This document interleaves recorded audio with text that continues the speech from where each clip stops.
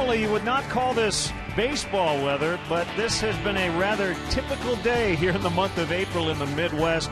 Very cold, wind coming in off the lake, and wet. We will start under a delay today. It's the Hyundai leadoff man as the Cubs host the Dodgers. Hi again, everyone. I'm Len Casper. Welcome to the leadoff man. As you see behind me, the tarp is on the field. We're hoping to get this thing going within the next couple of hours, but it has been raining pretty much throughout the morning and into the early afternoon. But we are expected to play game one, and when we do get underway, it'll be right-hander Chad Billingsley against Casey Coleman for the Cubs. The Cubs just won 2 of 3 against the San Diego Padres. They had an off day yesterday. Let's go back to Monday night as the Cubs pulled out a couple of thrillers to start that series. Tyler Colvin coming off the bench in extra innings on Monday night as the Cubs would score the only run of the game. Giovanni Soto in, 1-0 the final. A rain-out Tuesday. Split doubleheader Wednesday, and in game one, Reed Johnson with a laser beam home run in the 11th inning. Cubs win again in walk-off fashion. The final 2-1 Northsiders. They went for the sweep in game two. Darwin Barney trying to get the Cubs back in the game as they trailed 4-1 as he plates Jeff Baker in the 5th inning. 4-2 Padres. And then in the 8th inning, Alfonso Soriano with his 6th home run already this season. That got the Cubs within 1 at 5-4. In the 9th inning, they would put the tying run on base, but Heath Bell getting his 39th consecutive save, striking out Darwin Barney looking. Cubs dropped a 9-9. They've hit the 500 mark at every point this season. Reds and Cardinals both winning yesterday. So the Cubs and Brewers right now a half game out of first. As we go to break, our Chicago and Northwest Hyundai dealers spotlight reminds us to check out the award-winning Hyundai Sonata and the all-new Hyundai Elantra at myhyundai.com. The Hyundai Leadoff Man, brought to you by your Chicago and Northwest Indiana Hyundai dealers. Check out the award-winning Hyundai Sonata and the all-new Elantra at myhyundaichicago.com.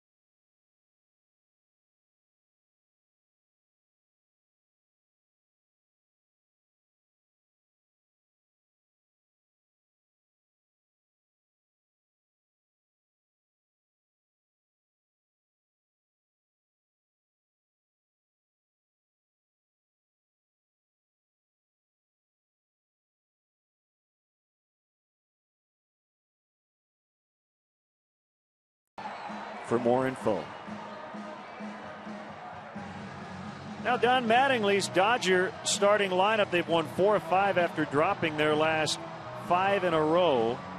14th in the league in runs. Jamie Carroll in for the injured Rafael Furcal. Blake, Ethier, Kemp, those two guys 3 and 4 are killing the ball at the moment. Juan Uribe hit his first homer as a Dodger yesterday. James Loney off to a slow start. Jerry Sands, their top hitting prospect, recently called up, is in left. A.J. Ellis will catch, and Billingsley will do the pitching.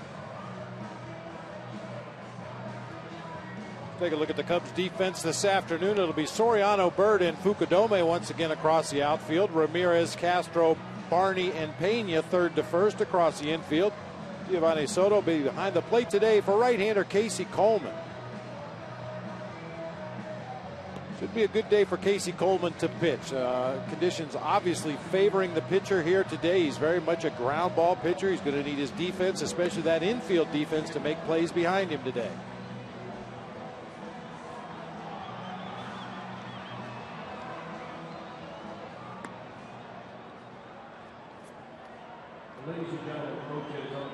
And the Dodgers will run this year. We've talked about former Cub Davey Lopes a lot when he was with the Philadelphia Phillies. Arguably the greatest first base coach, certainly in this era. He's been doing it for a long, long time, and a fantastic base running coordinator. They have stolen 16 out of 23 attempts to start the year. So the Cubs will have to keep an eye on the Dodger runners throughout this series. Cubs have had a lot of teams try to run on them. Giovanni Soto nailed 3 Padres in Game 2 the other night. We are underway. I think Giovanni Soto proved in Game 2 of that split doubleheader that he will throw out the runners if the pitchers give him a chance. Most of the stolen bases in the first game of that doubleheader, and the Padres had 5 of them. He had no chance to throw the guys out at second base, but in Game 2 they gave him a chance and he threw them out. Jamie Carroll playing shortstop with Rafael Furcal on the disabled list with a broken left thumb.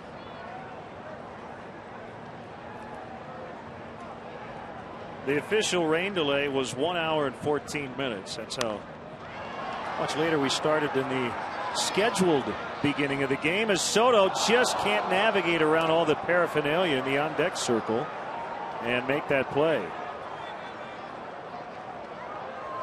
A lot of things to step on or trip on over in that on deck circle. He tries to tiptoe across to get near the stairs of that first base dugout, but unfortunately just could not get there in time. And while it would have been nice for a member of the other team to help him, that's not going to happen. No. The 2-2 pitch is hit in the air, foul, and out of play right side. The wind is out of the east at 17 miles an hour. And a chilly 41 degrees with a wind chill of 37. And as you can see by the flags out in center field, should knock down just about everything hit to right field and may help some balls hit to left field. In the dirt, and a full count, 3-2. I don't know about you, Len, but I was surprised to find out from the Dodger media notes that the man at the plate, Jamie Carroll, leads the major leagues since 2002 in pinch hit batting average. A .358 hitter off the bench. I would have never guessed Jamie Carroll. He's put together a very nice career as kind of a super utility guy, and a guy you certainly feel good about playing every day at second and or short if needed.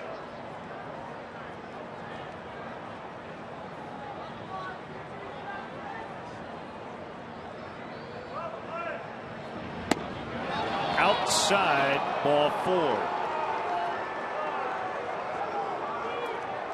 Tried to go to that back door with the sinker. Started over near the left-handed batter's box and tail it back toward that outside corner. Just didn't quite get back to the corner.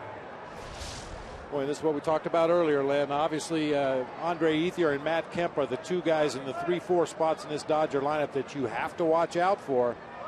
Try to minimize the damage by keeping the top 2 off base. First pitch strike on Blake. 3 hits yesterday, including the game-tying RBI single with 2 outs in the bottom of the 9th against the Braves. He also homered earlier in that game. Started the year on the DL with a back injury, but missed just 5 games before returning. Runner goes, and Blake swings and fouls back. There's that aggressive base running.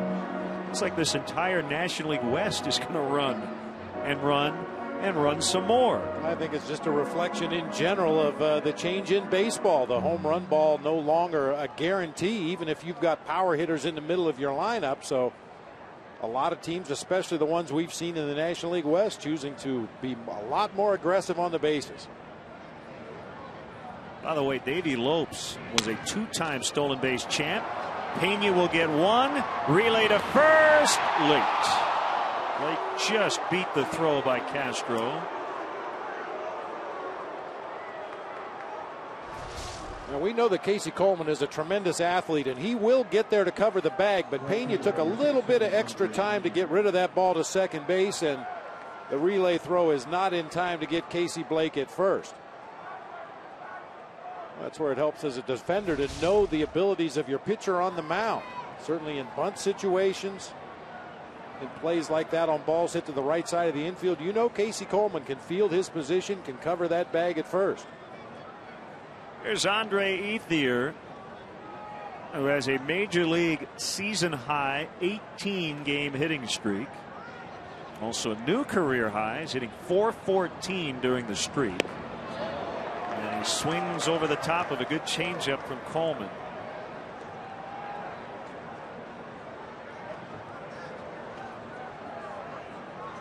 Since the Dodgers moved to Los Angeles in 1958, this is the second longest April hitting streak. Steve Garvey in 1978 hit 20 in a row. Well, this is the kind of day that hitting streaks die. Great conditions for the pitcher on the mound. Not quite so good for the defenders and hitters today. Coleman checks on Ethier.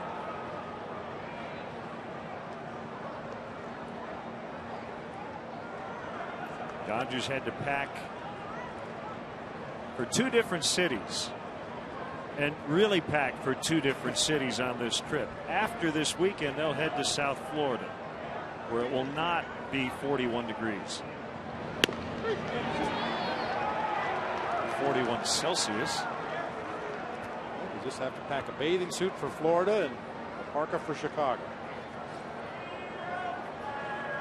Don Mattingly taking over for Joe Torre, who stepped down after last season. Mattingly, a longtime member of Torre's coaching staff. He had been groomed for quite a while under Torre. One time many thought he would be the Yankee manager. He went with Torre to LA, and here he is as a first-year manager.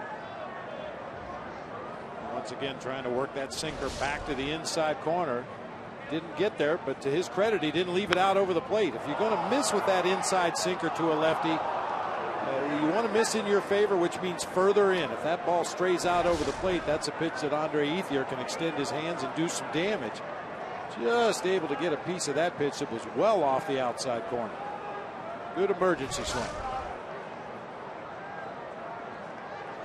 2-2 on Ethier with Matt Kemp on deck. Blake the runner at first, 1 out. The kick and the pitch off the plate inside. And it's 3-2.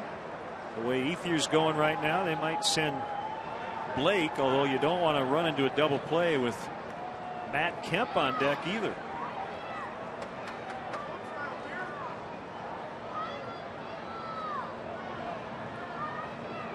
Blake takes off, and Ethier fouls back. I think the other part of this too, Bob, for some of these NL West clubs the Cubs have faced, struggling to score runs. The Dodgers right now 14th in the league in runs scored. They're averaging under 3.5 per game. Teams generally try to be a little more aggressive and make things happen when they're not scoring runs. And they've left more runners on base than any team in the National League so far this season. Runner goes again, and that's way outside.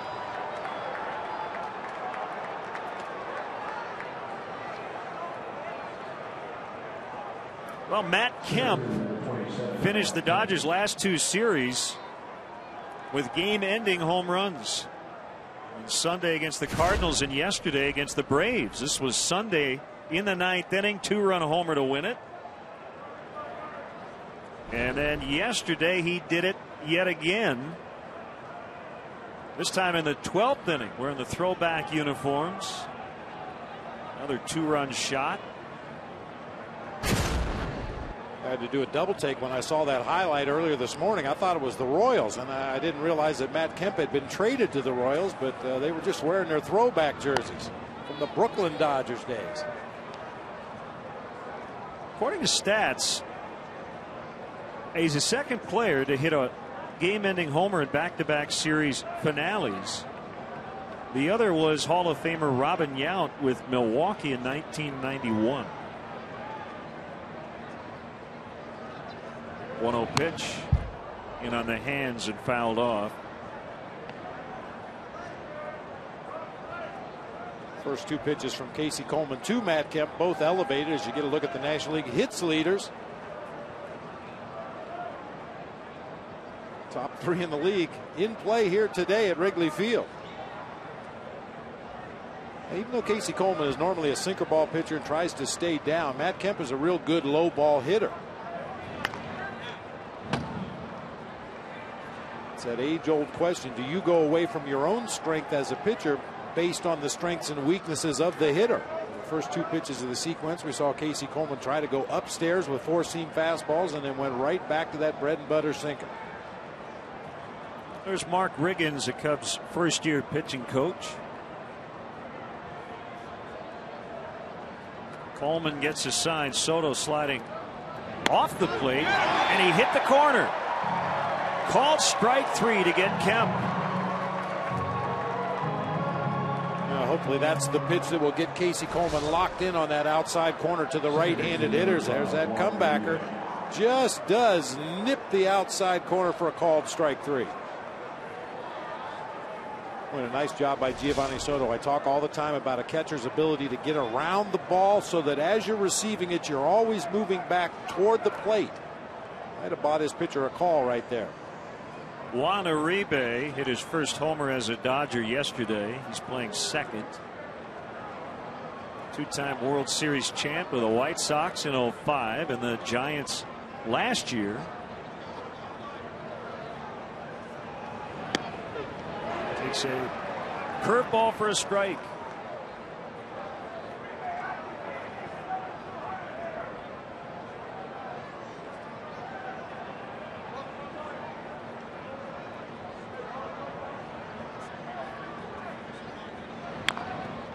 Tapped foul near the Cub dugout.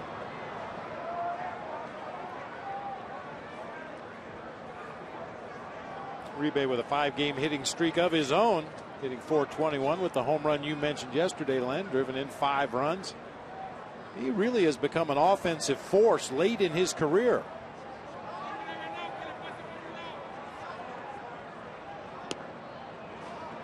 The other thing, Bob, about that called strike 3, as a catcher, can you set up a little out of the zone, and if the pitcher, quote, hits the mitt, you'll still get that call? Depends on the plate umpire.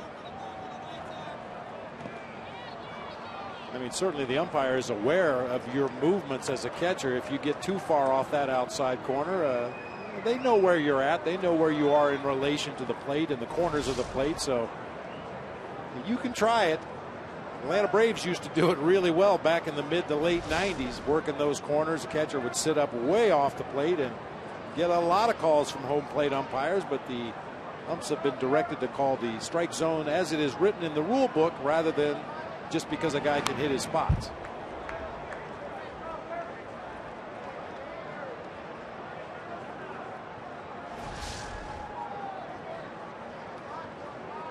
Got away with one that time. Belt high curveball right in the middle of the plate. You hope those get fouled off if you're pitching.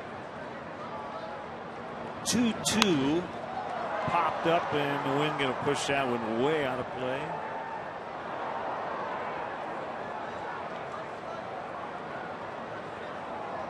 th career start for Casey Coleman in his 15th game.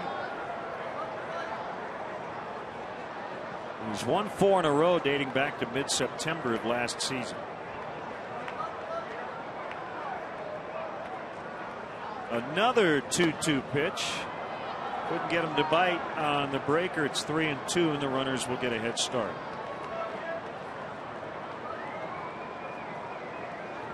Under normal circumstances, I would say a 30-plus first inning, however, is not a good thing. But on a day like this, it might not be all bad if Casey can escape the jam here. He definitely has his body heat working here in the first inning. Swing and a miss. He gets him on the curve. The Dodgers leave 2, and here come the Cubs on offense.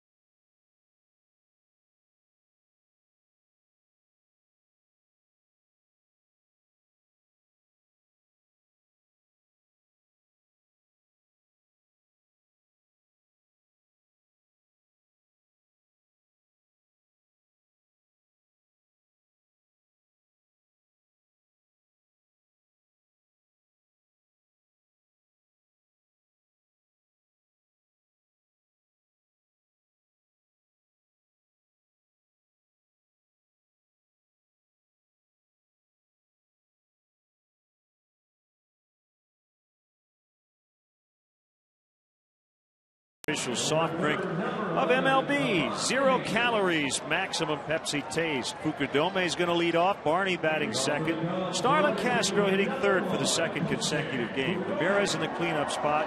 Pena, Bird, who loves hitting against the Dodgers. Soriano with 6 homers already. Soto the catcher, and Coleman the pitcher.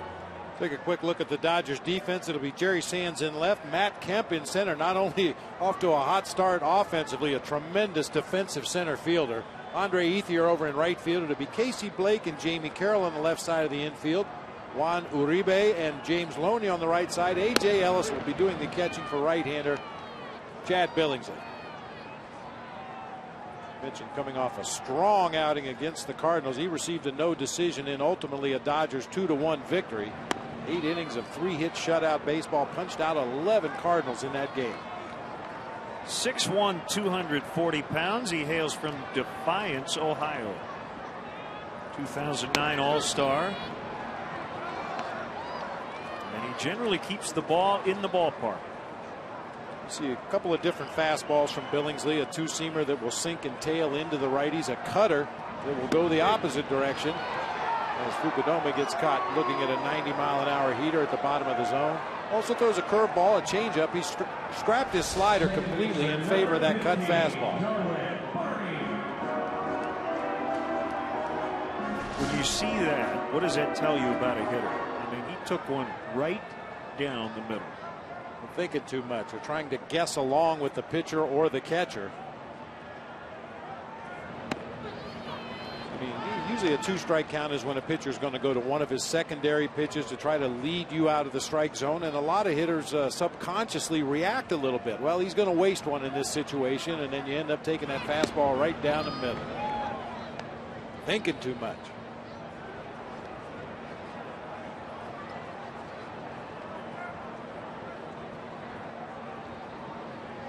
Barney went 3 for 13 with a run knocked in that Padres series.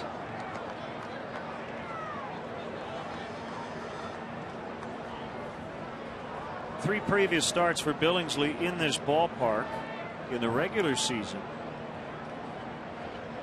A 2.95 ERA as Barney rolls one to Jamie Carroll. That's 2 quick outs. We are always email accessible at lenandbob@tribune.com. You can follow us on Facebook. and Twitter as well.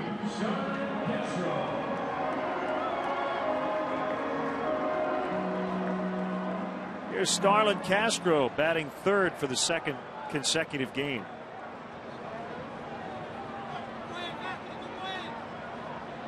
Certain guys fit into certain slots, and when you want to lead off Fukudome, you say, well, where do you hit Castro? Like Barney in that 2 spot. Castro's been the Cubs' best hitter this year.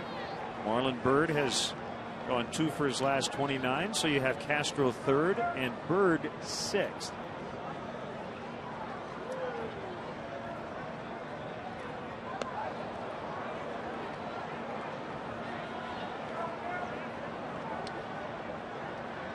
Some managers say, I would love to have an everyday set lineup, but I don't think Mike Quade feels like he needs to have 1 through 8 pretty much settled every day. And you didn't really believe that. You had a roster where you could move some parts around, but it's nice to have some flexibility, isn't it? I believe it really is. I mean, there are differing opinions on that particular subject, but because of the length of the season and guys are going to get hot, guys are going to cool off.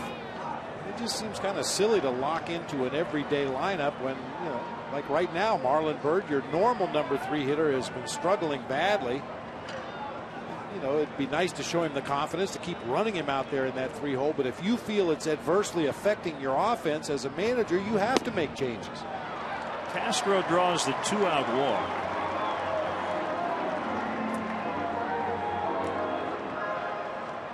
And that'll bring up Ramirez.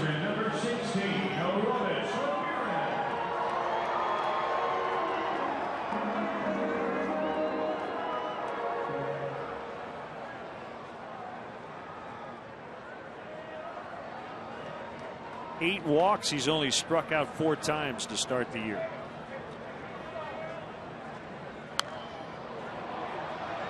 Off to a much better start overall than in 2010. He had the worst half of his career. And very uncharacteristically, Ramos was striking out a lot last year early in the season, which is something he has never really done at any other stage of his career. And back to more what we expect from him in the early going this season. A tapper back to the pitcher Billingsley, and that'll be the inning. We've completed 1 after a 74-minute rain delay. 0-0.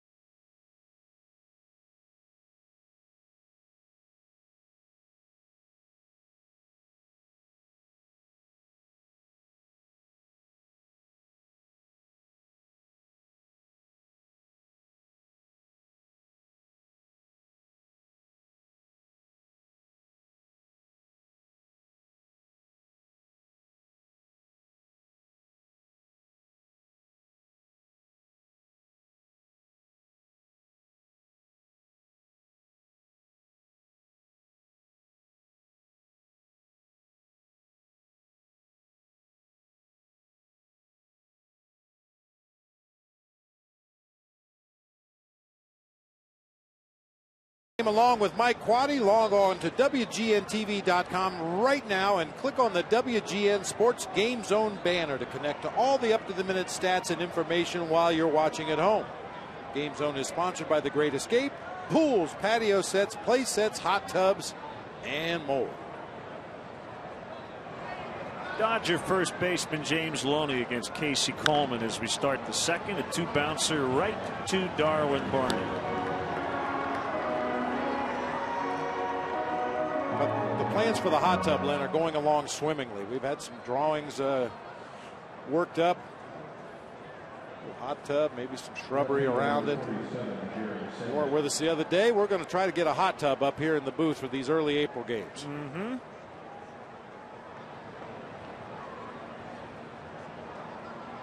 Weather really not keeping too many fans away. Under the conditions, this is one of the more impressive crowds I've seen at Wrigley Field. This would have been a very easy day to stay home. It rained all morning, rained into the afternoon. We haven't seen the sun for about a month. But a lot of fans here today. Jerry Sands was recalled from AAA Albuquerque on Monday, made his major league debut, and doubled in his first at bat against Tim Hudson. He's going to fly out to Marlon Byrd.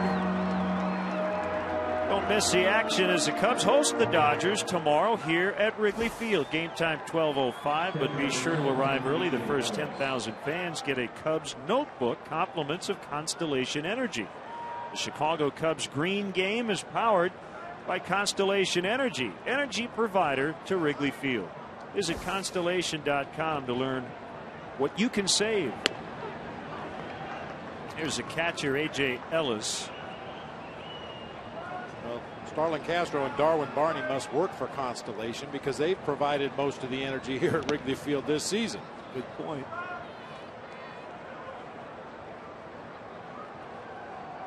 Ellis backing up Rod Barajas. This is just the fourth start of the year for Ellis. And the 1-1 on the way is hit foul. Ellis has been a solid defensive catcher. As a backup, thrown out 24% of the runners attempting to steal on him last year. Has had trouble getting untracked with the bat, but solid catch and throw guy behind the dish. 23-year-old righty coming back on a 1-2, and he freezes him on a good fastball for his third strikeout. Middle of the second, no score.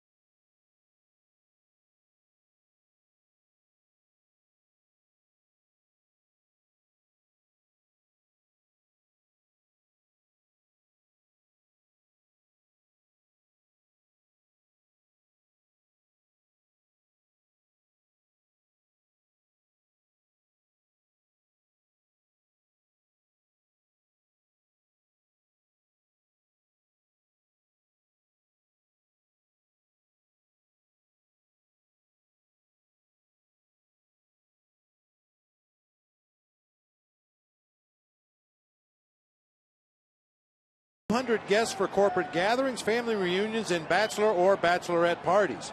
Individual and group tickets are available for all games. For more details, go to www.wrigleyvillerooftops.com or call 773-248-ROOF. Dodgers starting pitching has been really good here lately. A collective 1.36 ERA the last time through their rotation as Chad Billingsley deals ball one to Carlos Pena. Former Cub Ted Lilly will face his good friend Ryan Dempster tomorrow. And Hiroki Kuroda, a righty, against Carlos Zambrano on Sunday. 2-0 to Pena.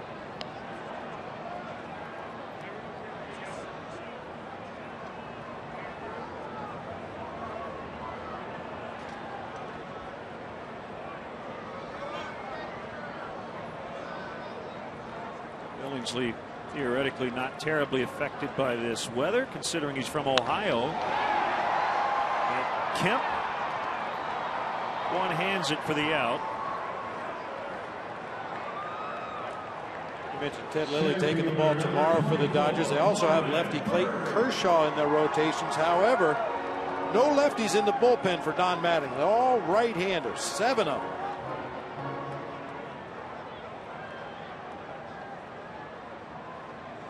Which bums out Jeff Baker to no end.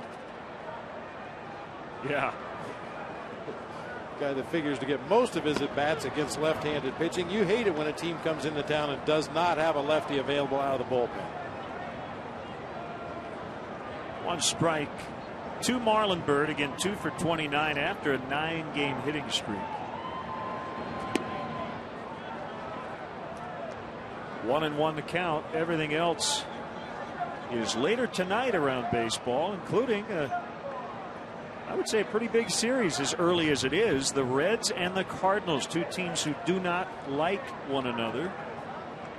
Edinson Volquez and Kyle McClellan at Busch Stadium. They're tied for first at 10-9. A half game ahead of the Cubs and the Brewers at 9-9.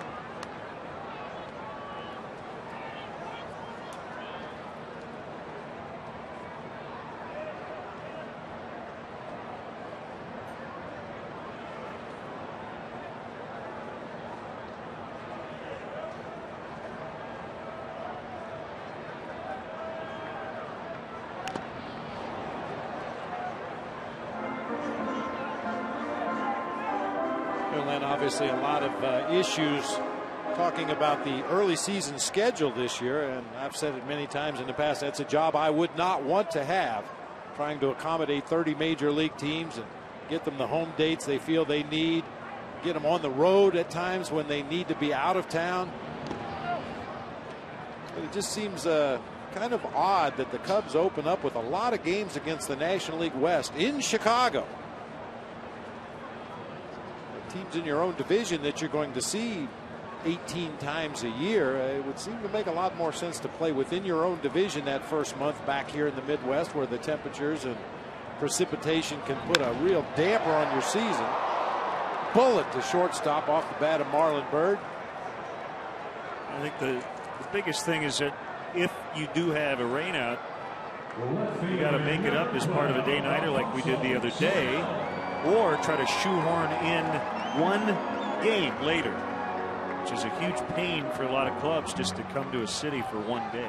Yeah, that was my point with playing against the National League West. We're only going to see these teams one time, with the exception of the Giants we see twice here at Wrigley, but not till later in the season. So once again, not a job that I would like to have, but sometimes it makes you scratch your head and wonder why. Billingsley's 1-0 to Soriano is inside. The one answer, just in terms of why don't you play April games in LA and not Chicago, is that most teams, in fact, no team wants to be heavily loaded with home games in April and May for one simple reason. You want as many games at home during the middle of the summer when school's out as possible. And that, I think, everybody understands, whether you're in a warm climate city or not.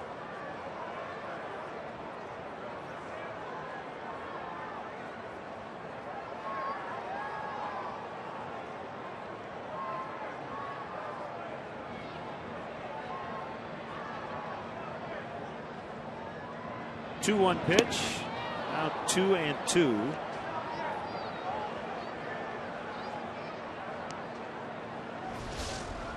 That hard cutter from Billingsley.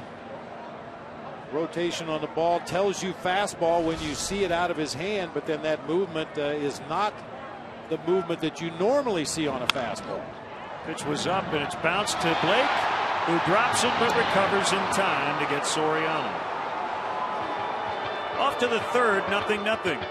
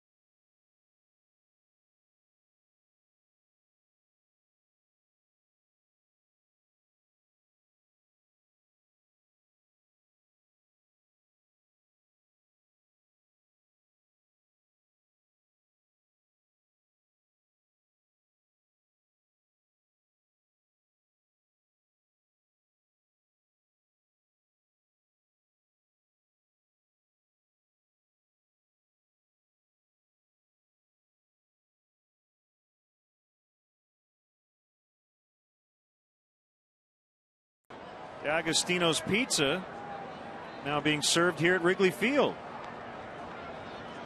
Did they bring some for you? I think this is all mine. I think yours is coming later. Hey, here, you can have this one. I'll take the rest. This would be the personal pizza. Yeah. Yeah, I got the three big ones on the bottom.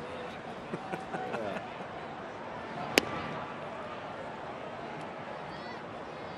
Ball one on Chad Billingsley.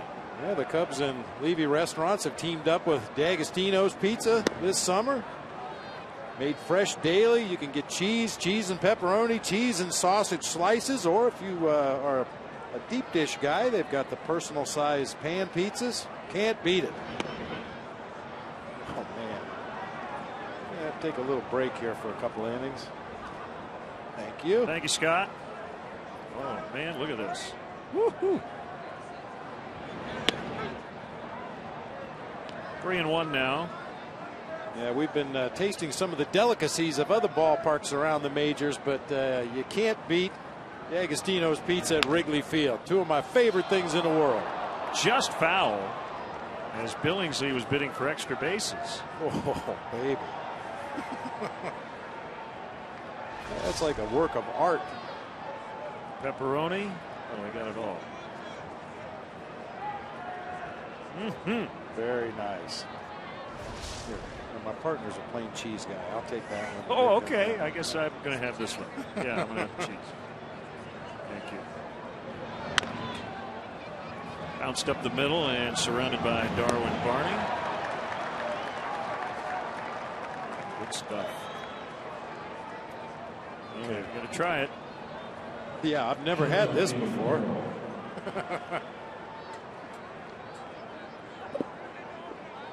Scott, you're going to have to do some play-by-play for a while we eat.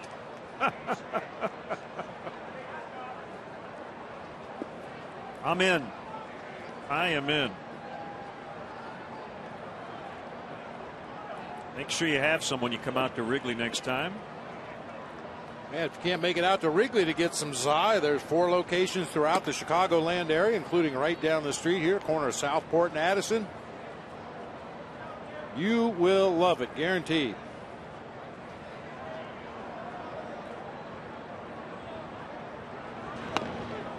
Strike on Jamie Carroll. It's 1-1. So you look at it this way. You had to try the Rocky Mountain oysters just to get some pizza. It was worth it. It was worth it. Definitely worth it. Boy, great people, especially the one, as I mentioned, over there at Southport and Addison. You feel like you're sitting in your living room watching a ball game, having some za. Bunch of good friends around. See if anybody can get to this one. No. A little better chance because of the wind conditions today in that San Diego series. The wind was howling in from left field throughout most of the ball games, and foul balls like that last one would have been pushed several rows up into the bleachers. But Carlos Pena, Darwin Barney, Kosuke Fukudome all giving chase because of the different wind conditions here today.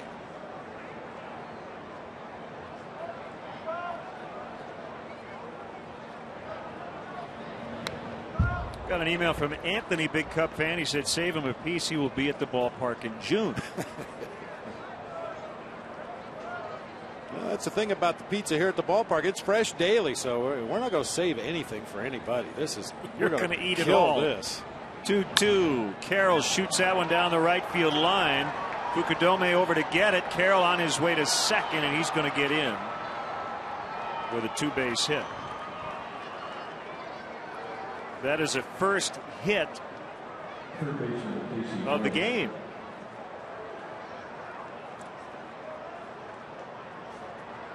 Well, we do the AutoZone tips.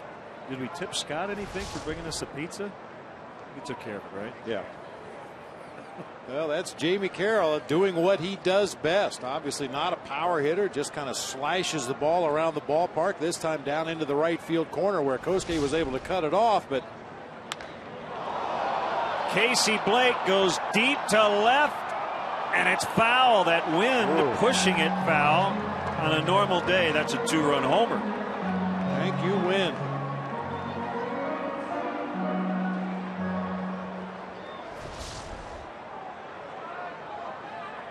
That ball started well fair off the bat.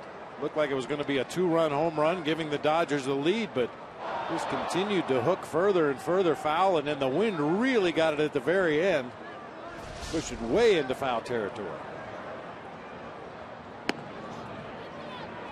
Just missed the corner, and it's a ball and a strike on the Dodger third baseman.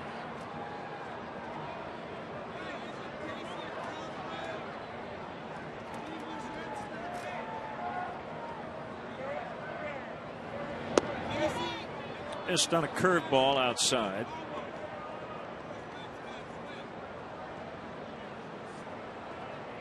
Casey Coleman facing the Dodgers for the first time in his career. This is his first Wrigley Field outing of the season. That's a base hit. Carroll had to hold up to make sure it got through, and he can only advance to third.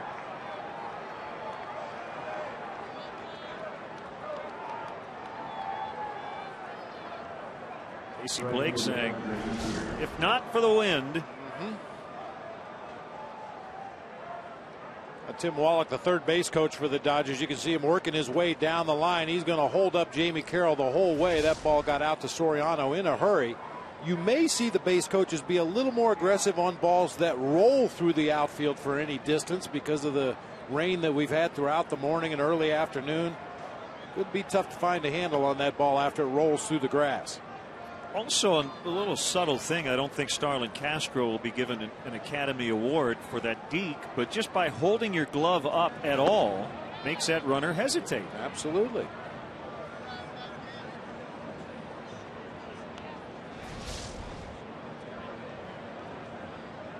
Giovanni Soto saving another run, digging one out of the dirt with a runner at third base. Also keeping that runner at first to keep the double play in order.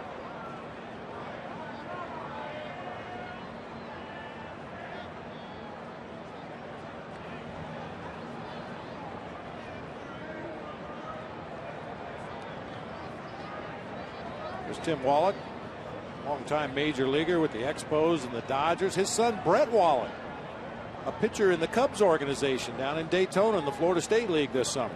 Got him in the Lilly deal, I believe. Yep. Outside, 2-0 on Ethier.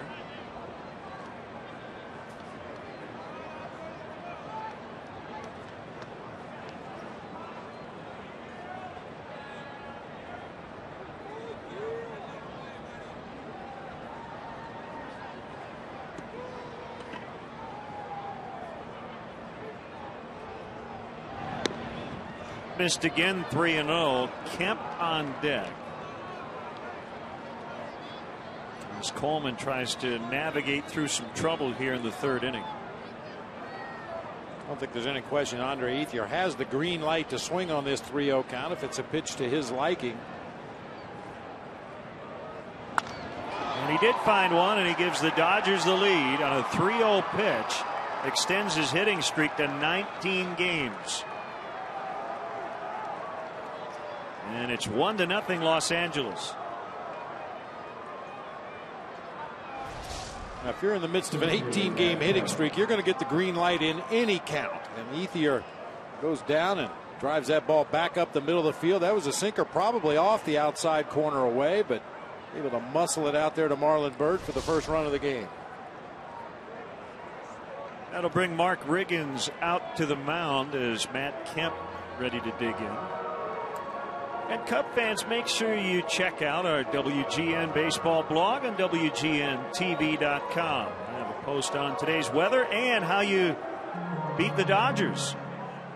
Game notes from stats, photos, the 7th inning stretch singers for this homestand. You can check out me modeling the Tom Skilling Snuggie and more on WGNTV.com. I'm not modeling more, you just can find more in general on the blog. I bet the demand for those Tom Skilling Snuggies went through the roof when people saw you modeling it up here in the 7th inning a few days ago. It is warm, I can tell you that. Kemp took a called third strike in the first inning. First and third, a run in. And a curveball is too high for ball one. Well, that's a pitch that you'll rarely get a call on. It was a breaking ball that appeared to end up at the top reaches of the strike zone, but rarely will you get a call on a high breaking pitch. Swung and missed on a fastball, 1-1. Now there you see where the first pitch was at the very upper reaches of the strike zone, but it was a breaking pitch, so Tim Tschida, the home plate umpire, just doesn't call that pitch. Not many umpires do. The high breaking pitch. Coleman did not get that call. 2-1. Well, according to pitch tracks, Matt Kemp is out. A lot of late movement right at the bottom of the zone.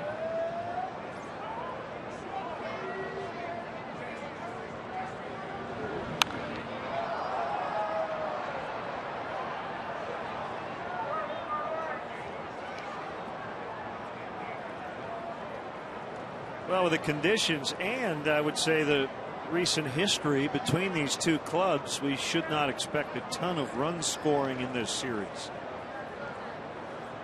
Go back to 2008. And these two clubs match up. They don't score a whole lot. Swing and a miss. Kemp has struck out twice.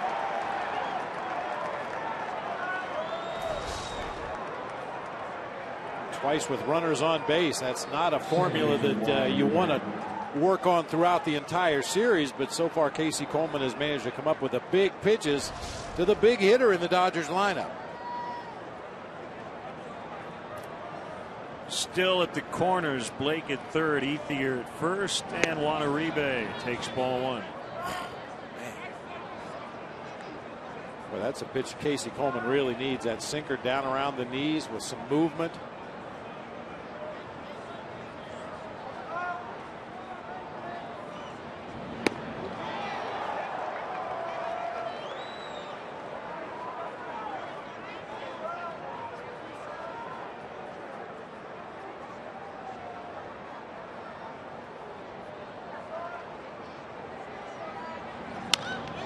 And a base hit with 2 outs. Uribe gets the Dodgers that extra run.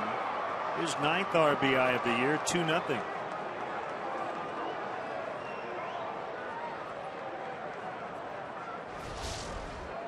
Well, Uribe, a dead fastball hitter, but he does hit breaking ball strikes. That one off the zone away, but able to get the end of the bat on it. Little soft floater into center field, spotting the Dodgers to a 2-0 lead.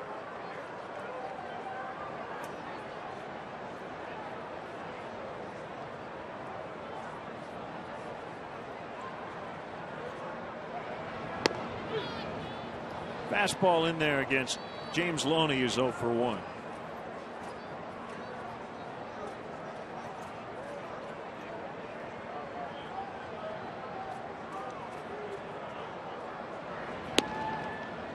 Been some talk about James Loney with him struggling to start the season. Jerry Sands was brought up from AAA to play, not to sit. And while he's been in left field, he can also play first base.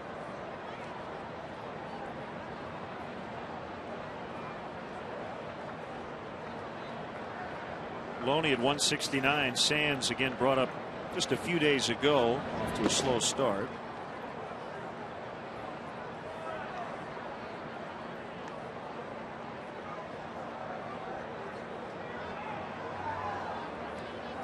Tony Gwynn Jr., Marcus Thames on their bench. They play the outfield.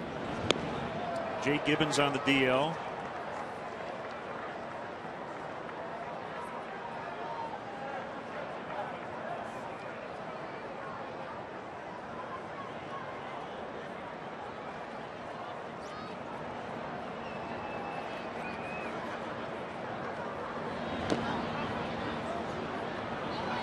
Three and two the count. Dominic from Vienna, Austria, checking in, telling us to enjoy our pizza. We appreciate that, and we will.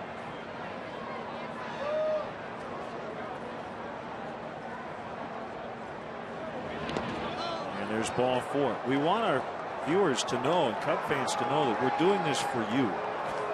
So we are testing, tasting all the wonderful food here at the ballpark. We can give you tips on what to eat and what not to eat. Sure. And I would say definitely check out this pizza. Hey fans, coming up, Kerry Wood and Andrew Kashner will be on WGN Radio. Live Cubs Corner broadcast is Tuesday, April 26th. Tickets include lunch from Wildfire Chicago. Call 312-787-9000 for tickets.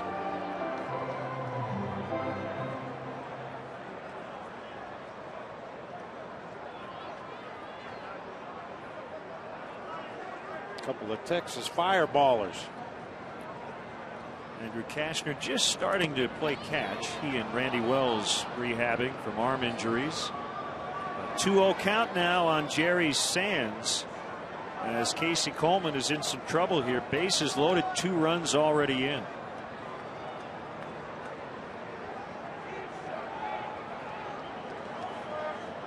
Sands was just crushing it at AAA. In 10 games, he had 5 homers, 17 RBIs, and a .400 batting average.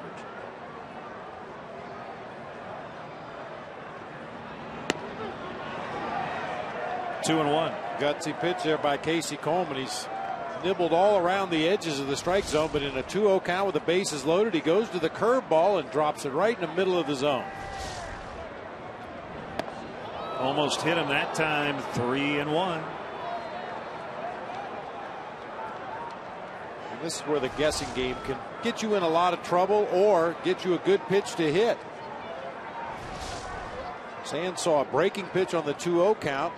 Could possibly guess breaking ball here, even though he gets a fastball out of the zone for ball 4. And that forces in a run, the 4th walk issued by Casey Coleman.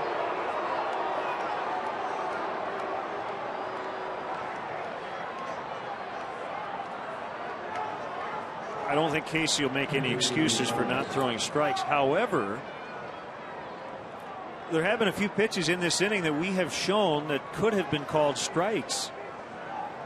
And it might affect the way you start to work, knowing that you can't get a called strike on your bread and butter sinker. That one really got away from him to Ellis, 1-0. The big difference as this inning has progressed is the way he has missed the strike zone, missing way up and in with that sinker to a couple of right-handed hitters. When through the first 2 innings you saw him, when he missed in his favor, either down further or out of the strike zone.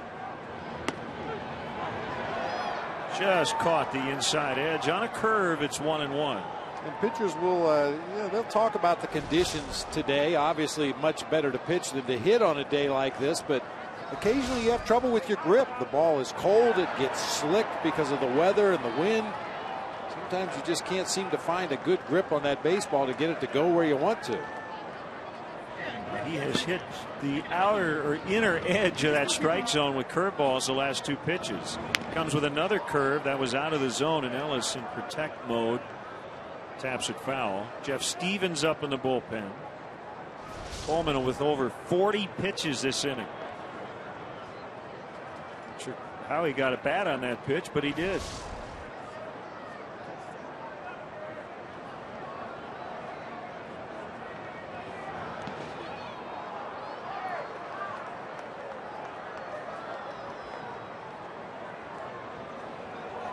Uribe with an RBI single earlier. Loney walked.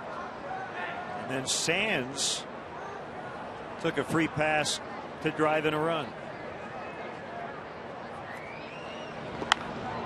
Line shot, base hit. 1 is in. And they're going to get a couple to make it 5-0. A.J. Ellis with his first 2 RBIs of the season.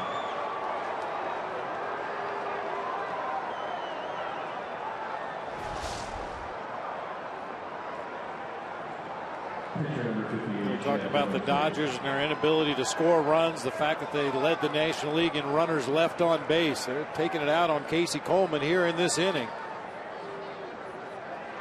5 base hits to go along with 2 walks in the inning. Got to find a way to stop the bleeding here. Billingsley began the inning by grounding out, and he'll hit for the 2nd time.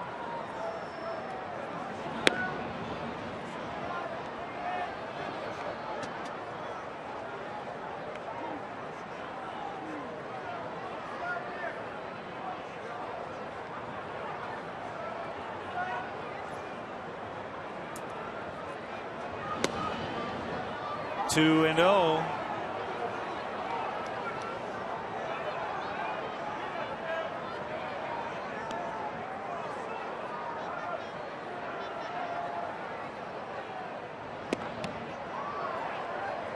We just heard from Bob in Japan, and he'd like to make a swap. He's got some sushi. He'd like to trade us for some pizza.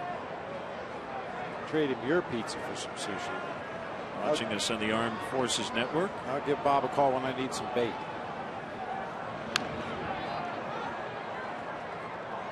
A shrimp tempura or something? Come on.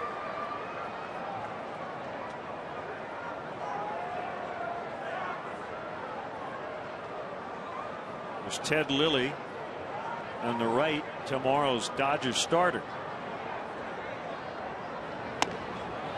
Full count, 3-2. That was the 50th 5-0 pitch of the inning for Casey Coleman.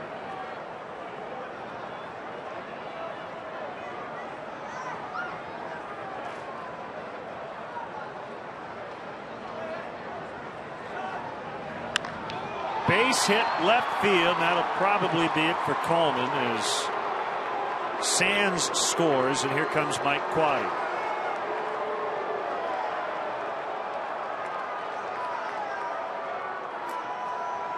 Rough ride for Casey Coleman today. 6-0 Dodgers in the 3rd, and we'll be back.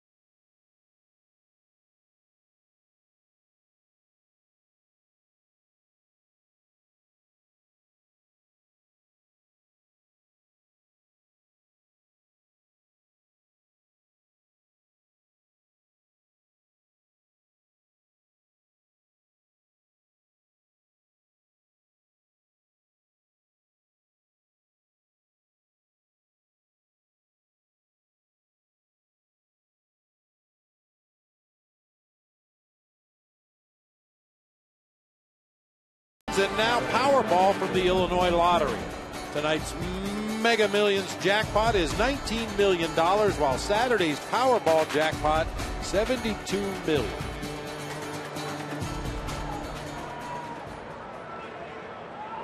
Ten batters have already come to the plate this inning. As Jamie Carroll bats with 2 on. He had a double to start this rally. That came with 1 out.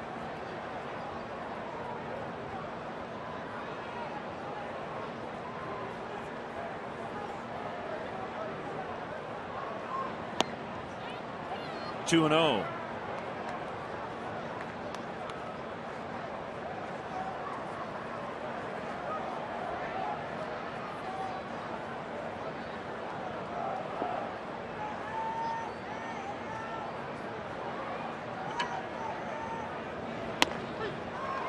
That's a strike. 2 and 1. The pitcher Billingsley with an RBI single, throwing the jacket on. Guess you can only hope he's a little rusty in the bottom of the inning. They've been at bat for a while.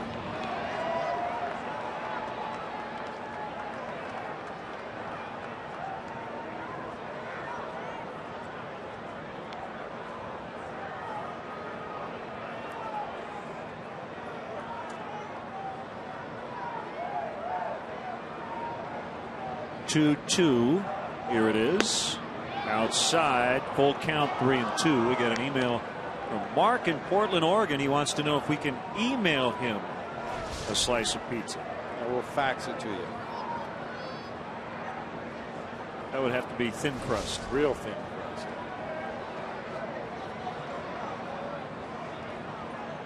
Runners will go on the payoff delivery, and Aramis Ramirez with a diving grab to save potentially 2 more runs. As it is, they get 6.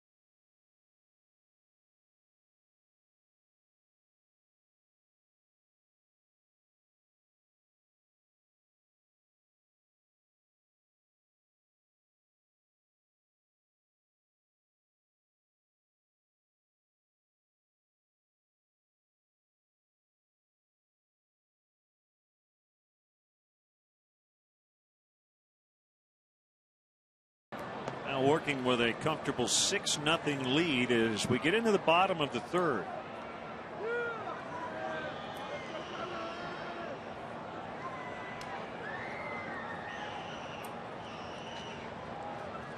Cub fan enjoying some D'Agostino's pizza here at the ballpark. I think you just inhaled half a box of pizza. You all right? Are you supposed to chew? Bite and swallow. That's all we have time for between innings. Strike on Giovanni Soto. Mentioning earlier, he threw out 3 base runners trying to steal Wednesday night in Game 2 against the Padres. The last Cubs catcher to throw out 3 in one game, Scott Service, 1996, threw out 3 Reds. He has 7 caught stealings from behind the plate. That leads all major league catchers, and teams have been very aggressive in trying to run against the Cubs.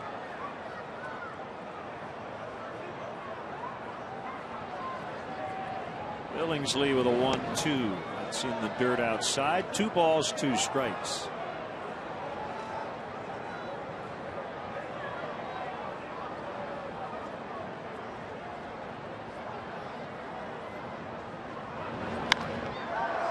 Fly ball popped into center, and it's Kemp to make the grab for the out. Now we're going to see Jeff Stevens take the at bat. This will be his first career plate appearance. Pitcher number 44, Jeff Stevens. I'll give you a scouting report on him at the plate, but I have no idea. We'll just watch and see. He's a right-handed hitter.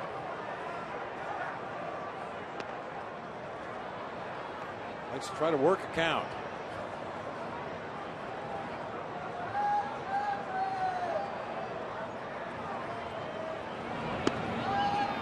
There's a strike. It's 0-2.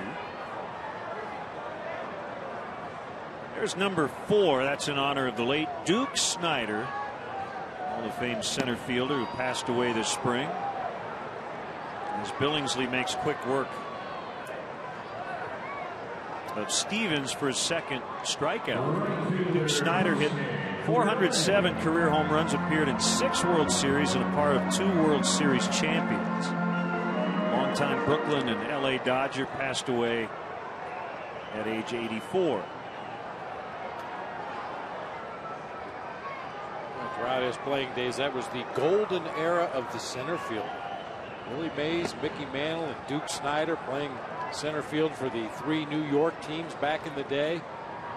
You know that spawned a lot of arguments. Which one was the best of the trio? Immortalized in song, right? Yeah. Talking baseball. Willie, Mickey, and the Duke.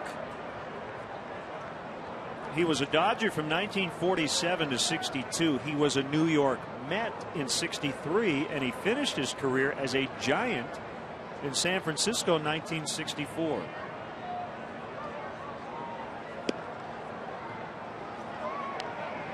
(3-0) on Fukudome.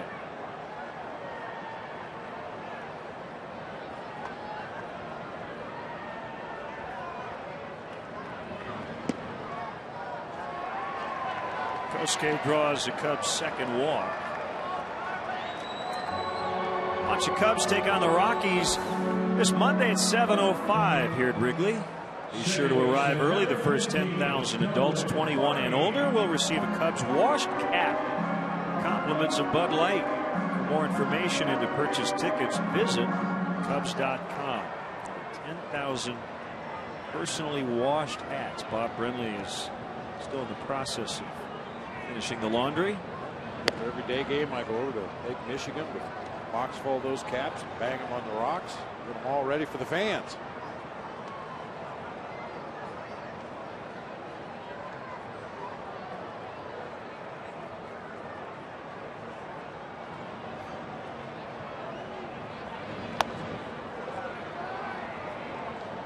Characteristic wildness from Billingsley here in the 3rd inning. This is a strike throwing machine. He rarely puts guys on base via the base on balls. 3-to-1 strikeout to walk ratio coming into play today. He's already walked 2 in the game to go against the 2 strikeouts. Rick Honeycutt is a Dodger pitching coach.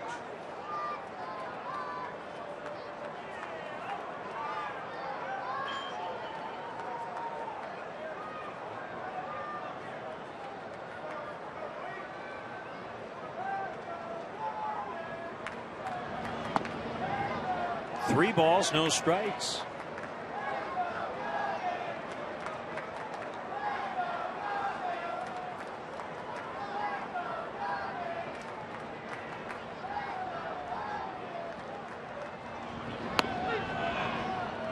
Tim Cheetah with a nice strike call. He lifts that right leg.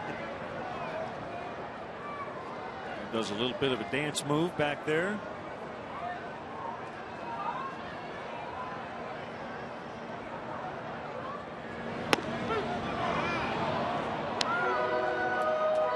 I think Darwin Barney was taking all the way right there. When you're trailing by 6 runs early in a ball game, unless you're the kind of player that's going to go up there and hit the ball out of the ballpark and get your team on the board, you might as well take until you get 2 strikes. Try to get that base on balls to set the table for the middle of your order. But now on the full count, he's going to go to work, get something to hit.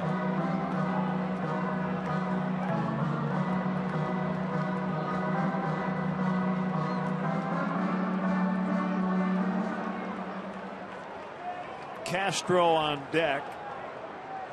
Dodgers got 6 big ones in the top of this inning. They chase Casey Coleman out of the game, and a liner is handled by James Loney. Cubs leave 1. They trail 6-0 after 3.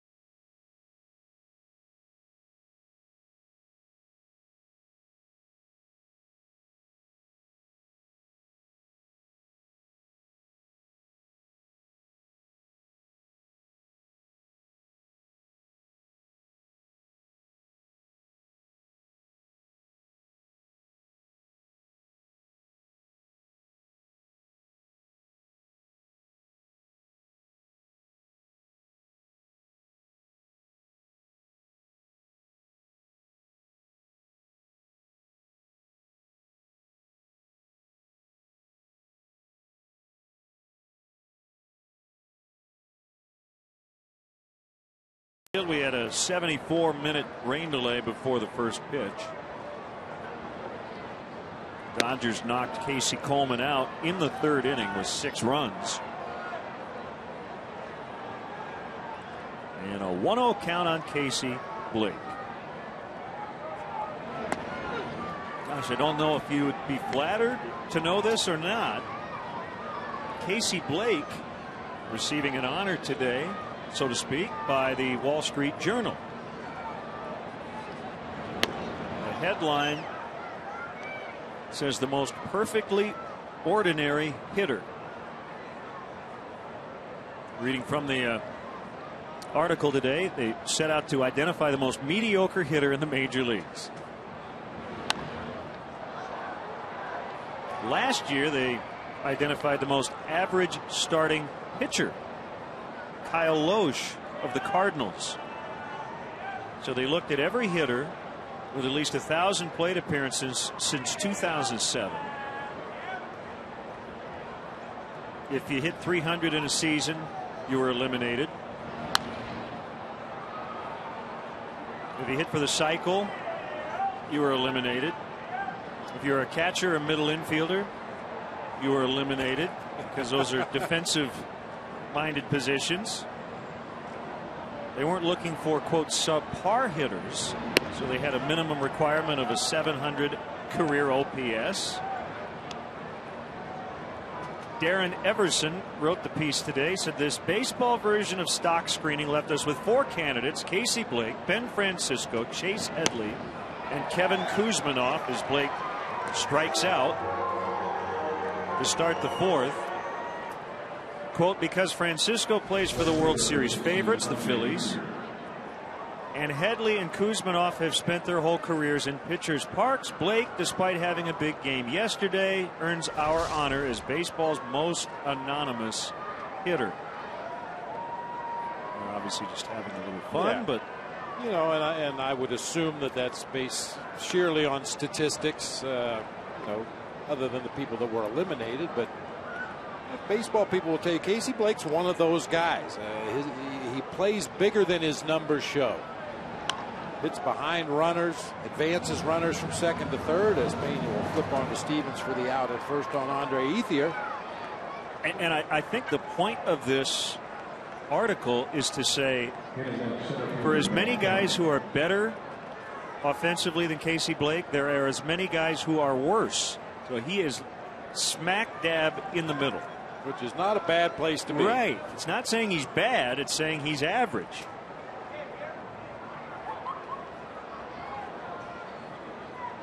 So depending on his sense of humor, I'm not quite sure if he would take that as a compliment or not.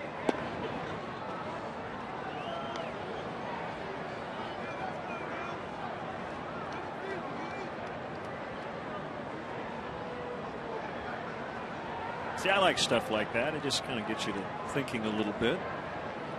Sometimes it's easy to come up with the best hitter in the league and the worst. But how about the guy right in the middle? I just don't think it's fair that they eliminated the catchers right away.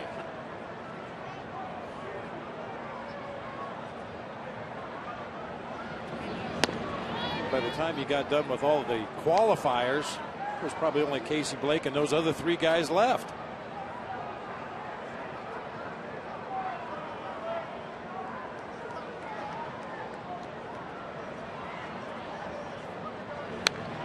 So in some strange way, then, I guess if you went around baseball and you added up all the hitters in the various lineups who were better and worse than Casey Blake, the team with the most hitters better than Blake probably has the best offensive team.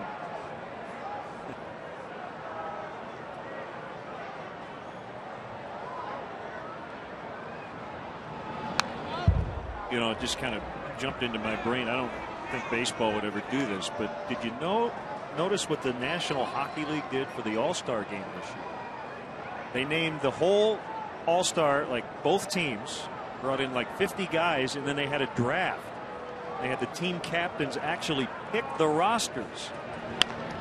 So then the question was, is it fair to have one guy sitting there in one chair be the last guy picked? I think the theory was, well, he's an all-star, but nobody wants to be picked last.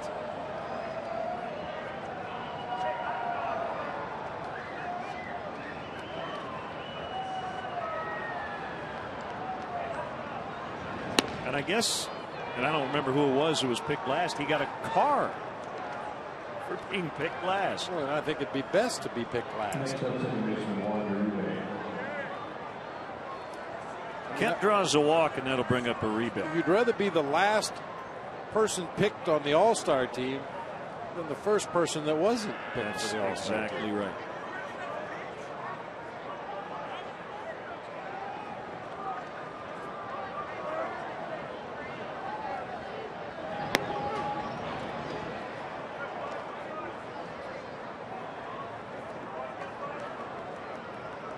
As you mentioned earlier, Kemp leading the National League in just about everything, including stolen bases with 8. I would have to think that the early 6-0 lead may shut him down over there at first base.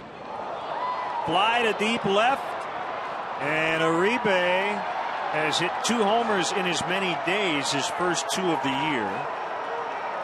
He has driven in 3 in this ball game, and it's now 8-0.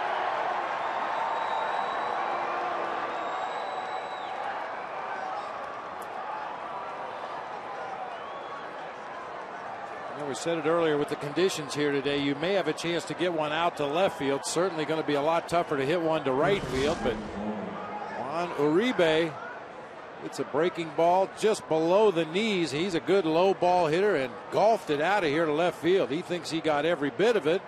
It gets into the front row above the basket.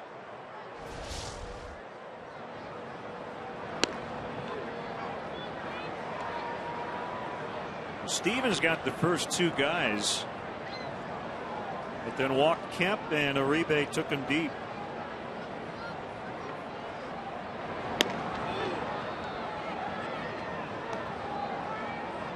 Oh, 2 to Loney.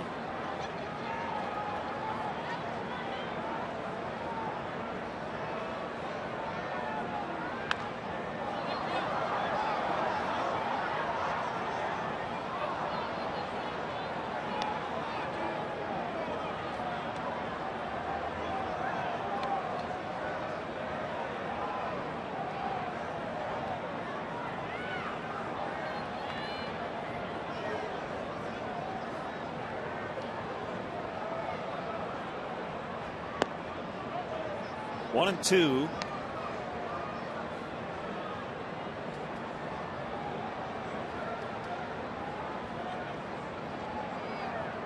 Uribe had the big hit to keep that third inning alive after Kemp struck out.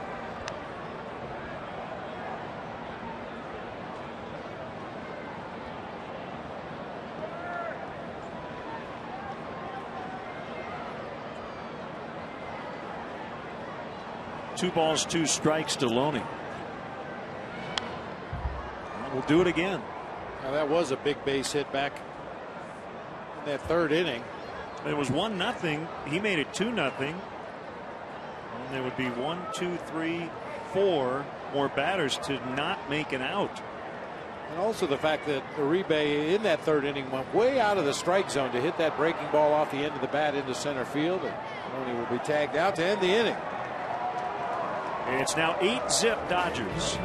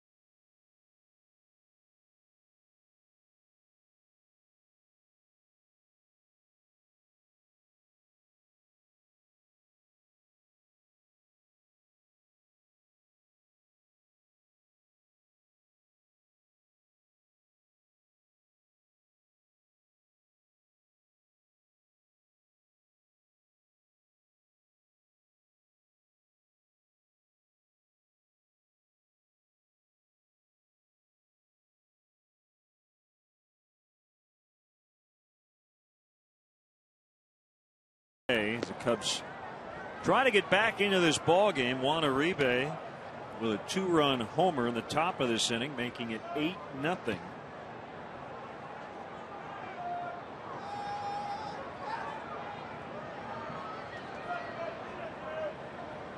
And the 1-0 to Castro. Little tapper, kicks foul.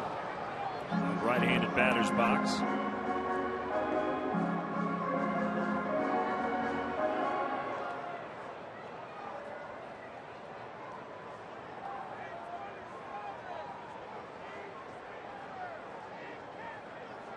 Some other games later tonight. In the NL Central, Houston is at Milwaukee. Nelson Figueroa against Giovanni Gallardo, who's had back-to-back subpar outings after a complete game. And I've thought about a few other guys here early in the season who have followed up complete games with some bad ones. Roy Halladay would be one. I'll think of some others here in a minute, but kind of interesting how early in the season you really stretch out and then you end up paying for it later. 2 balls, 2 strikes. Yolis Chacin, who went the distance against the Cubs his last time out, will start tonight in Florida, so we'll see how he responds.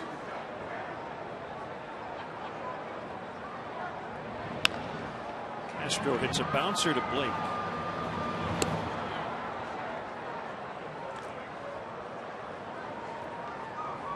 The 2011 Chicago Cubs baseball season on WGN is brought to you by Bud Light, the sure sign of a good time. Here we go. Charlie Morton, complete game at Cincinnati on the 15th. His next time out, gave up 6 runs in 5 innings at Florida. Is that coincidence, Bob, or is there something more to it here in April?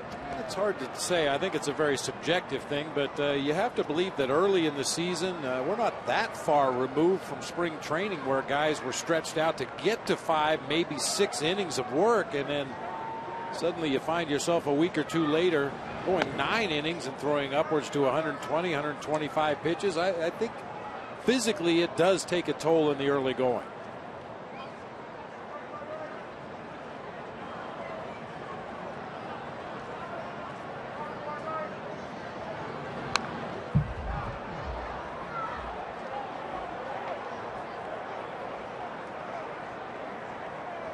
One and 2 on Ramirez.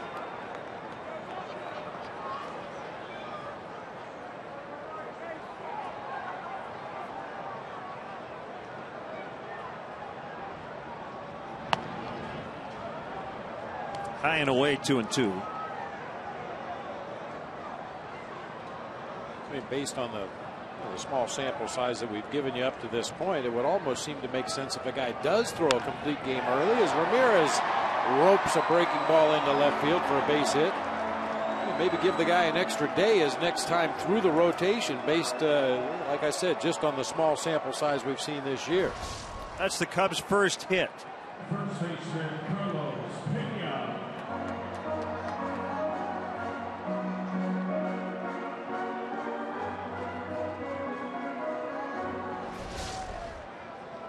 Now Pena, who flied to center his first time. Speaking of the Milwaukee Brewers, left fielder Ryan Braun yesterday inked a 5-year extension. So that gets tacked on to his previous deal. He is locked in as a Brewer through 2020.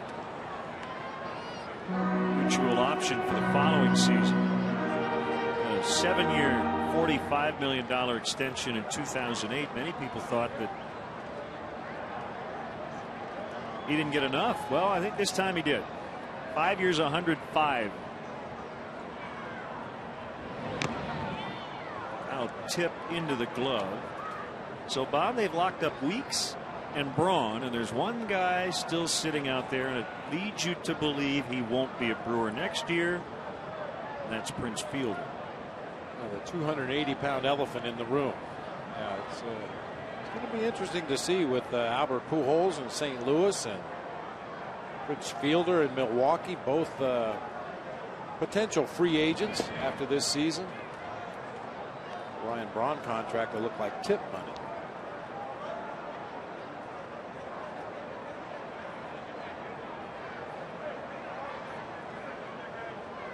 Chad Billingsley got 3 years at $35 million through 2014. A couple of days before the season opener.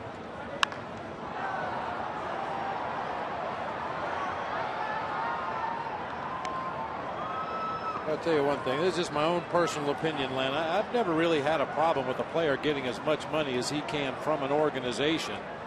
It's the length of some of the contracts. That's where I think a lot of fans, myself included, have a real sticking point. You have no way to determine what a player, regardless of how good he is right now, what's he going to be like in 8 years or 10 years? Geez, who knows? 2-2. Pena took it low. Well, the Dodgers are clearly going to build around Clayton Kershaw and Chad Billingsley. Kershaw, I don't even think has gotten to arbitration yet. In fact, I know he hasn't. He's only making $500,000 this year. As Pena draws the walk.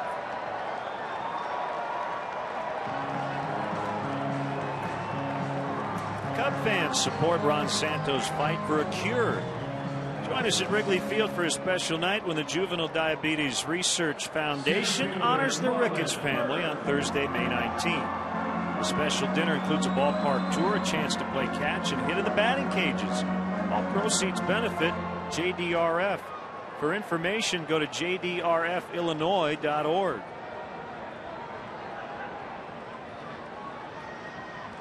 2 on from Marlon Byrd as he pops it foul out of play. Well, the one thing you do wonder from the Dodgers' perspective, and we don't know who will oversee the club. That person will be appointed by Major League Baseball, and who will possibly eventually own the team. But Andre Ethier looking at possible free agency coming up. Just foul. If the Dodgers are run by MLB, will they have the wherewithal to lock him into a long-term deal if Ned Colletti, their GM, would like to? We'll wait and see. Yeah, we've been asked in the days leading up to this Dodgers series about the situation with the ownership of the Dodgers. Would it affect the players? Would it affect the manager? Do you do things any differently? I really don't think it's going to affect the players, other than those guys like Ethier, who may be a free agent at the end of the season. What will the Dodgers be able to do as far as extending him? Will they be able to spend that money? I don't think it makes any difference for Don Mattingly in his first year on the job. They get one, but not the other. And Ramirez, I think, smartly decided to hold at third.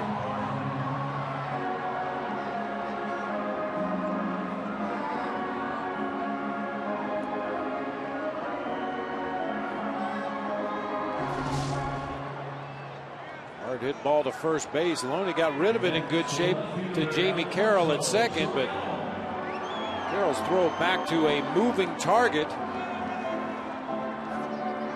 Back toward the home plate side of the bag. That's the worst possible place to throw it to a pitcher. And Ramirez had broken it down well before he got to third base, so no chance to score on that overthrow. I should clarify, Ethier will be a free agent after next year. We'll have a big arbitration number this season as Ramirez will score this time. Bird on his way to second. Cubs score the first run. It's a passed ball charged to the catcher Ellis.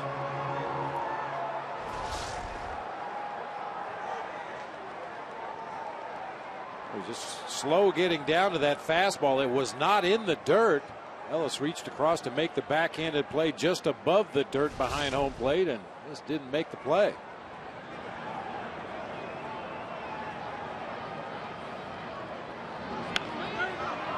Ground ball to the shortstop. Carroll will throw to first. Soriano's out, and the inning is over. They get the first run. It's 8-1 LA.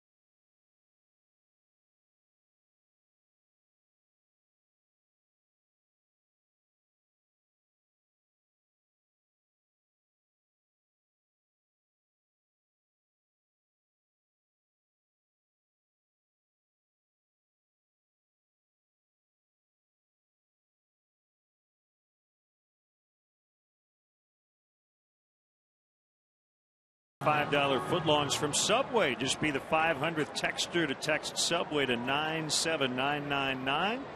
Go to WGNTV.com for complete info and rules.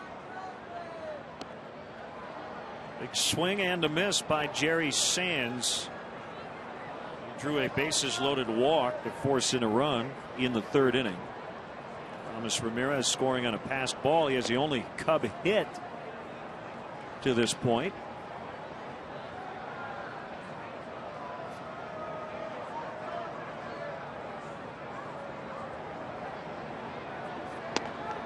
Inside corner on a Jeff Stevens fastball, 1-2.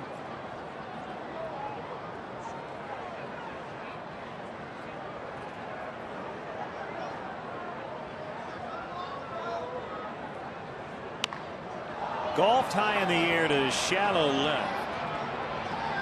And Soriano makes a grab for the out.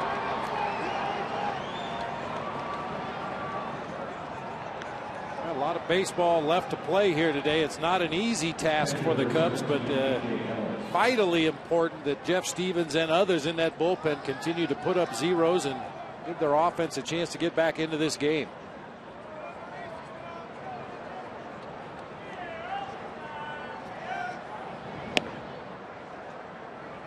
One ball, no strikes to the catcher. Ellis knocked in 2 with a single. His last time up, he's 1 for 2.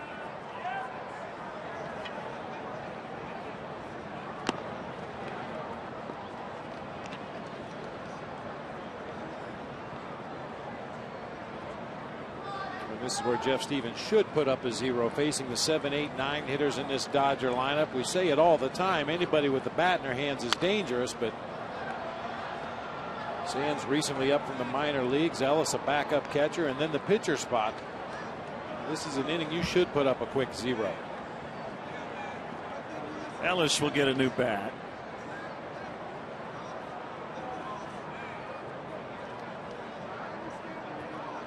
I was just looking up some of the Dodger contract issues. Actually, both Matt Kemp and Andre Ethier have 1 more year of arbitration eligibility and then are free to become free agents after 2012. And based on their starts this season, they may get a ton if they go to arbitration with the Dodgers this coming winter.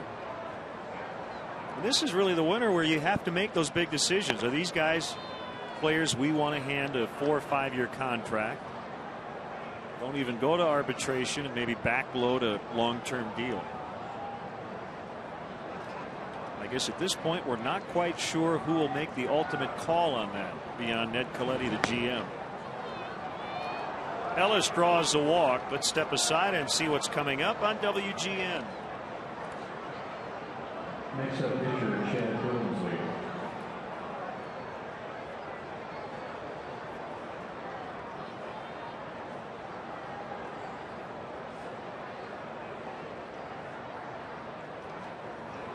Chad Billingsley working with an 8-1 lead as he bats here in the 5th. Corner men in, expecting a bunt. Not going to happen, though, as runner's going to be thrown out. Ellis was taking a look back at home plate. Maybe a missed sign. Giovanni Soto has nailed 4 over the last 2 games.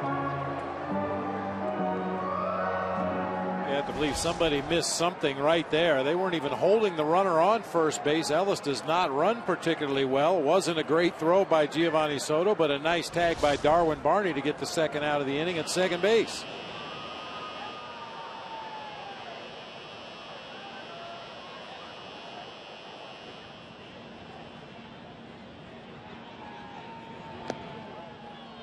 Two and 1 the count.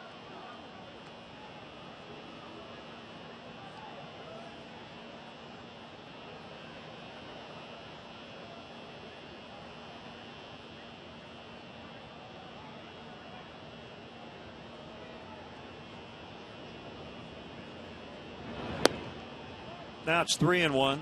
Coming up a little bit later, Randy Hundley will conduct the 7th inning stretch. Always great to chat with Randy. godfather of fantasy camps.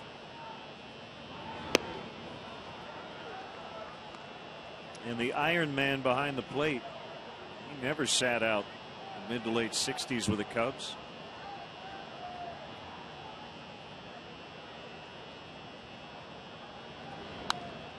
Late swing by Billingsley, and he's able to foul it off.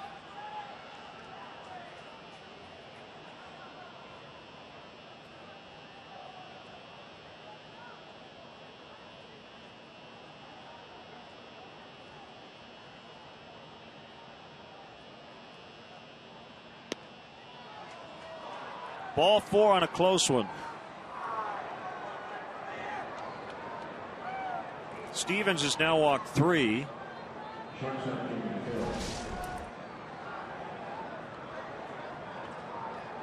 Pitch has it right at the bottom of the strike zone.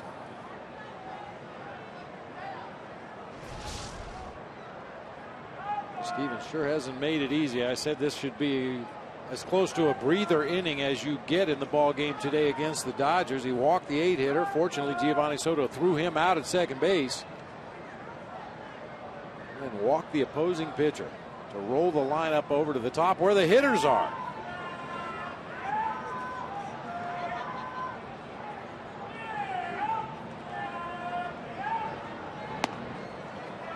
Inside to Jamie Carroll. We want to send out a very happy birthday wish to the Cubs tour coordinator, Samantha Morris.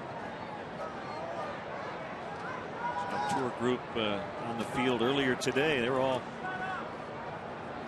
bundled up, had the umbrellas out on this cold and wet afternoon.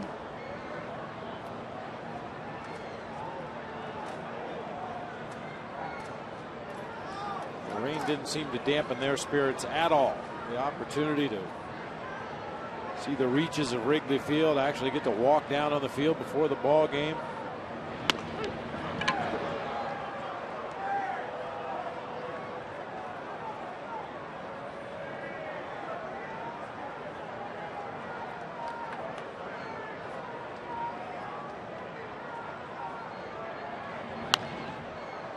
Two and two now on Carroll, with Casey Blake on deck, as the Dodgers now going through their order for the 4th time. Cubs haven't even completed their 2nd trip through the lineup.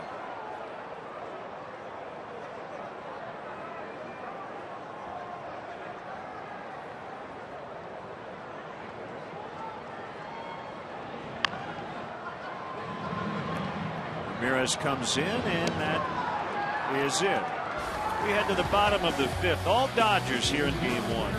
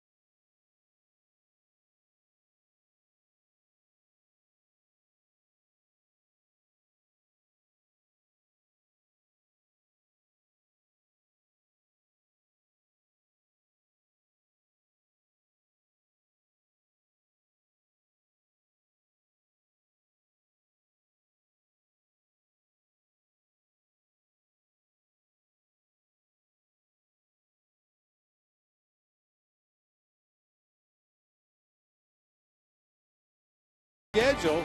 Tomorrow, game 2 of this series against the Dodgers. That'll be a 12:05 game. On Sunday, the Dodgers once again to wrap up this series. And then Monday, Colorado Rockies roll into town for a night game.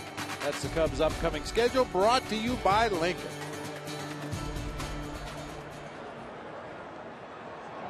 Giovanni Soto takes ball 1. 8-1 Dodgers.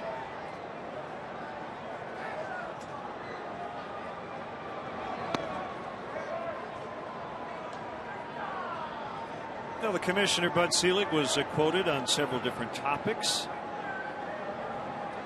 this week, and the one that I thought was interesting, talking about a possible extra wild card in each league. That would be 10 playoff teams total. Sounds like both sides, the players and the owners, would be into that concept. You have an argument with adding playoff teams. Soto grounds out. I don't really have an issue with adding playoff teams. I'm just a little concerned about the weather that those teams are going to play in October and into November by the time the World Series ends. But compared to other sports, baseball has been pretty stingy with getting teams into the postseason. So I think adding another wild card for each league won't hurt anything. And it does not sound like they will even consider a best of 5. At the most, it would be a best of 3. Second at bat for Stevens, makes contact this time, and Jamie Carroll throws him out.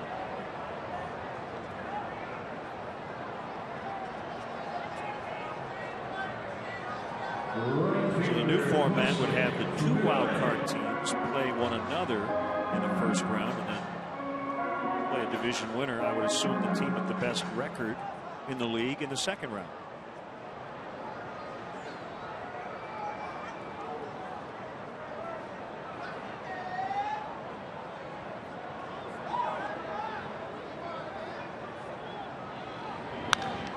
Fukudome turns on one. I'll tell you one thing I wouldn't mind see them get rid of, Bob.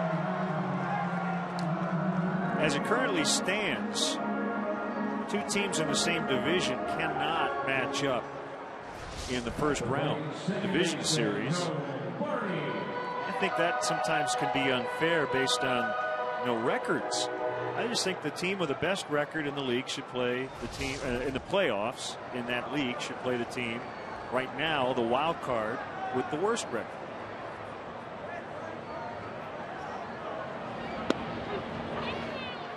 And I suppose, part of it is if the Cubs and Cardinals make it, you'd rather have them meet in the NLCS than the NL Division Series. Same with the Red Sox and the Yankees. But play 162. I just think you should line them up. Best record plays a wild card. Yep.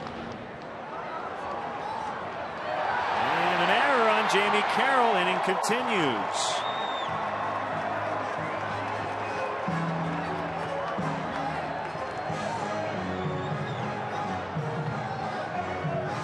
Carroll thought he was doing the right thing there, trying to charge that ball and smother it on a short hop. He looked to be in pretty good position right there, but the ball just came up and hit him on the heel of the glove. Just a little bigger bounce than he was expecting on that last hop.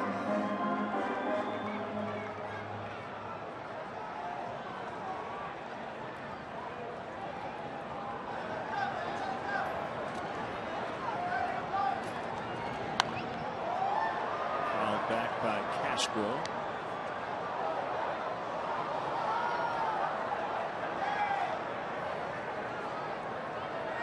The commissioner also was asked about Barry Bonds' obstruction of justice conviction, but he said he's not thinking about changing any of the records Bonds set.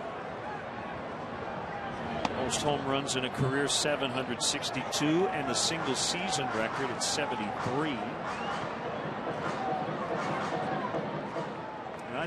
Personally agree with that. I think you open a huge can of worms, start messing around with those records. Yeah, you start taking numbers away from Barry. Do you then go back and take numbers away from pitchers that he hit home runs against? Oh, off the backside of Chad Billingsley. And he fires to first to get the out. Looks like he's all right. Got him right in the wallet. 8-1.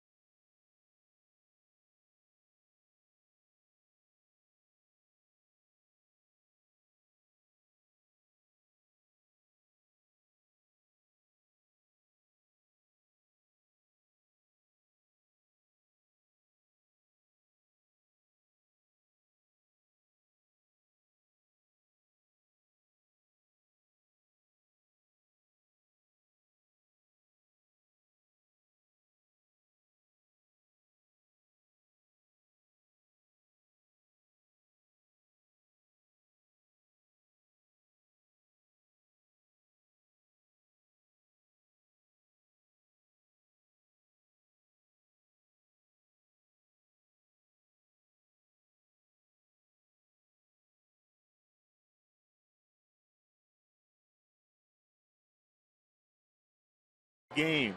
Chad Billingsley using his rear end to keep that ball out of center field and gets he out. Cubs baseball brought to you by Xfinity, only from Comcast. Skinnier pitcher on the mound. That ball may have gotten through into center field for a base hit, but as it was, Billingsley took it in the right hip, stayed on the play, and was able to throw Castro out of first to end the inning. Stevens curveball, strike to Casey Blake.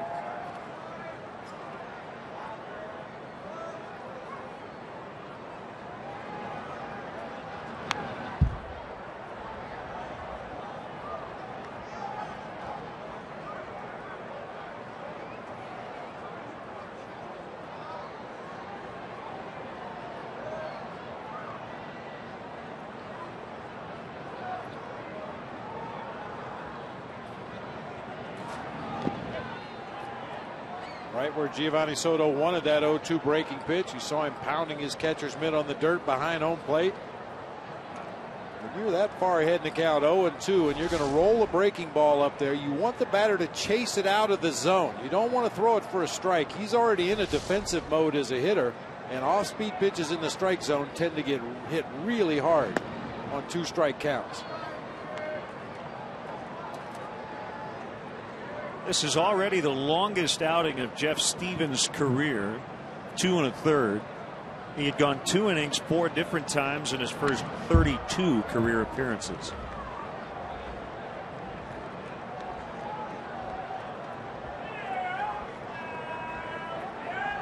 And because of the extended outing and the pitch count that follows that, he's probably going to be unavailable till maybe Monday.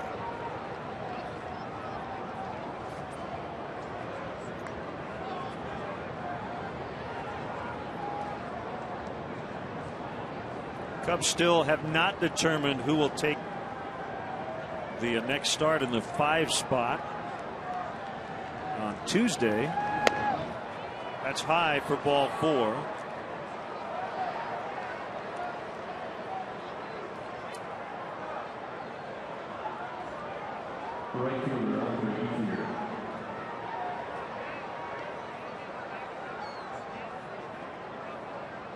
Walks already in the ball game for Cubs pitchers. James Russell, who's made a couple of starts. Yeah, this is already by far the most pitches Jeff Stevens has ever thrown. 61. His previous career high was 45.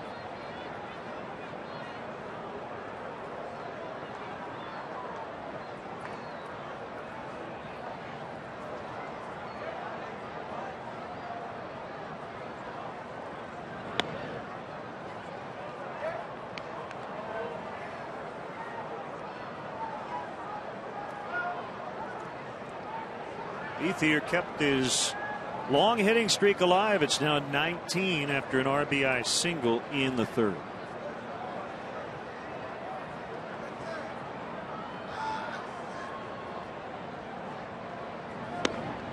That's a strike. White Sox snapped their 7-game losing streak by beating Tampa Bay last night, and they're back in the cold weather playing Detroit tonight. Mark Burley against Justin Verlander.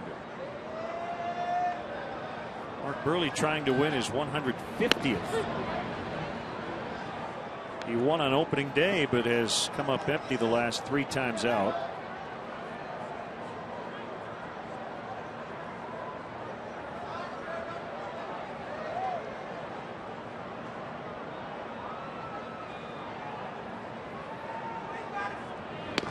Three and two.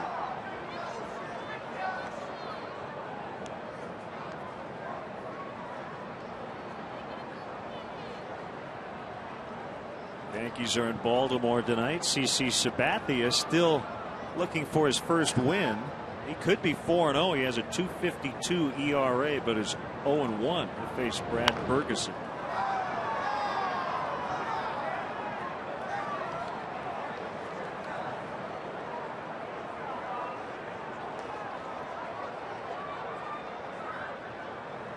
Fan wearing those Cup gloves that were given away the other night. And looks like Dad has a scarf. Another giveaway here at the ballpark. Back-to-back walks. Hey, what would you do with an extra $1,000 a week every week for the rest of your life?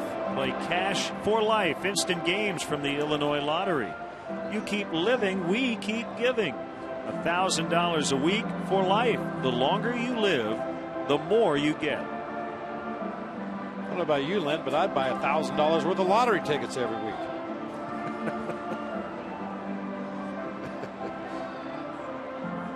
Got to find the strike zone. Man, 9 walks in 5+ innings by Cubs pitchers today.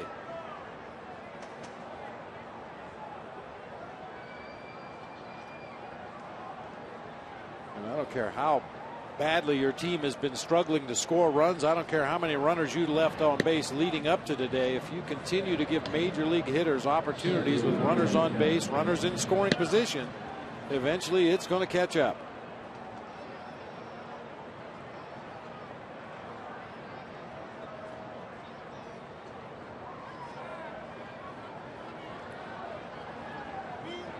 Two on, nobody out. Kemp has yet to put a ball in play. He struck out twice and walked. When pinballs around in the batter's box, 0-1. Been a while since we've said a Kansas City Texas matchup would be a big one, but it is. The Royals are 12-7. Just a game out in the Central, and Texas a half game back in the West. Behind the Angels, Jeff Francis and Derek Holland tonight.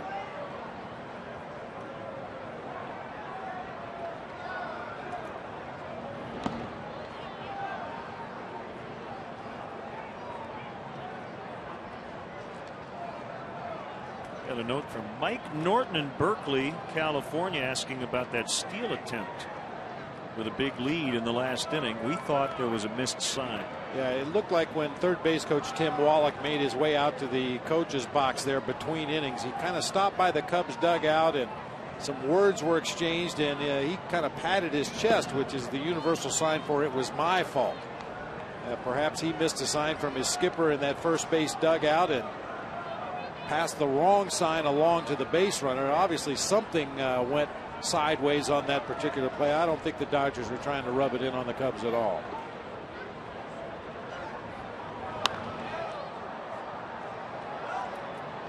A Mattingly's right-hand man is former Royals manager Trey Hillman, the bench coach.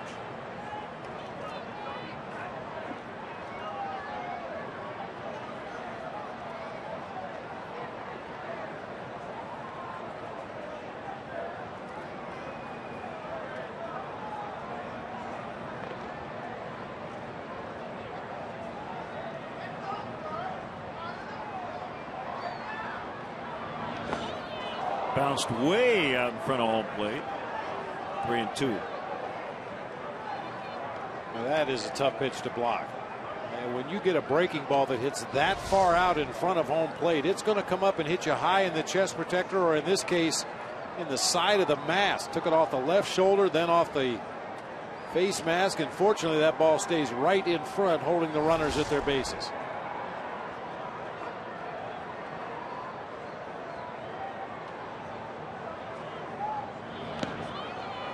He's walked them loaded. That's 6 walks given up by Jeff Stevens. You mentioned a career-long appearance there. It looks like Jeff Stevens is working on fumes out there right now. Just can't seem to repeat his mechanics and find that strike zone with any consistency.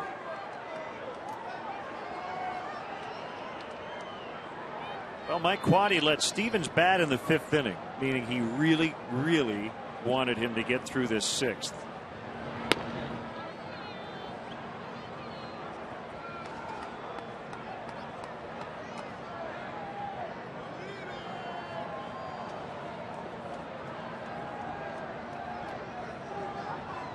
Big day for Uribe. 3 RBIs, 2 runs, 2-0.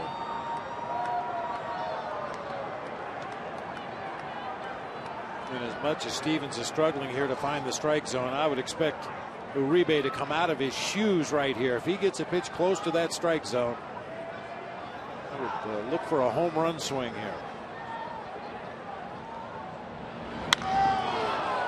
Hit well to center. Marlon Byrd makes a catch. It'll technically be a sac fly, but it really was a sac line out. That ball was crushed by Uribe, and it's 9-1.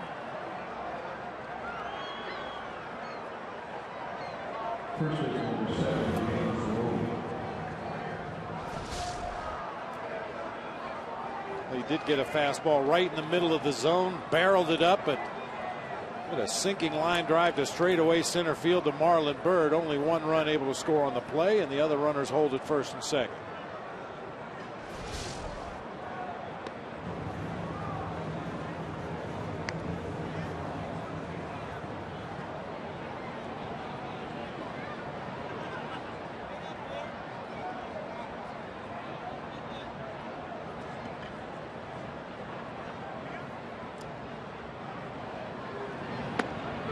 Outside edge to Loney.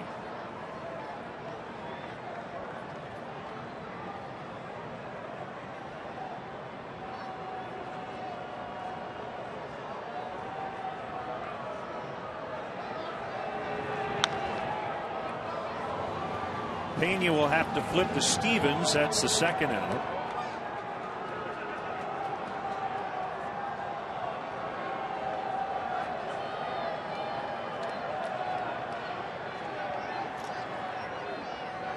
Bring up Jerry Sands.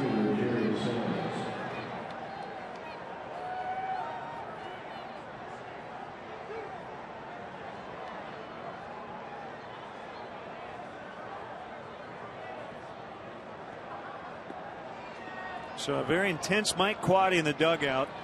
Are most of his thoughts now preoccupied by the bullpen and looking ahead and figuring out how can I get through the final 3 innings today, and what do I need tomorrow? I don't think there's any doubt that's in the forefront of his mind right now. Obviously, you'd like to think your team will find a way to get back into this game, although it seems highly unlikely. So your primary concern right now is just patching together the last 3+ innings of this game. How can I get through it without using my entire bullpen? And possibly even thoughts about reinforcement help from the minor leagues if you feel Jeff Stevens is going to be unavailable for a lengthy amount of time. it may be time to make some kind of a roster move, but absolutely his first concern right now is finding enough pitching to get through the rest of this game. This has almost been like a start for Jeff Stevens. Pitch count at 80.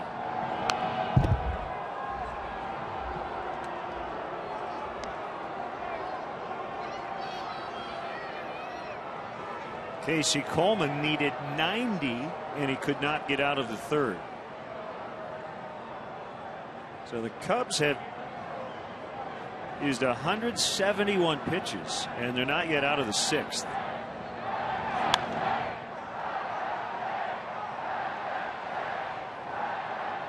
Chad Billingsley's thrown less than half over 5 innings.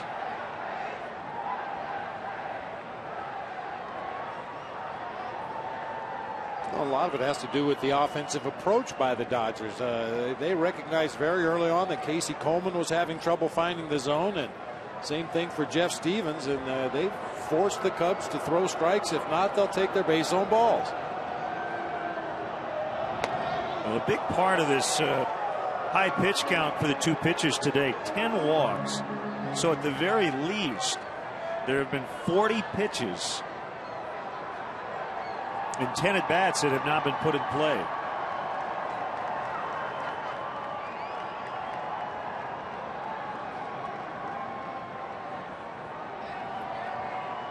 Two, tap foul.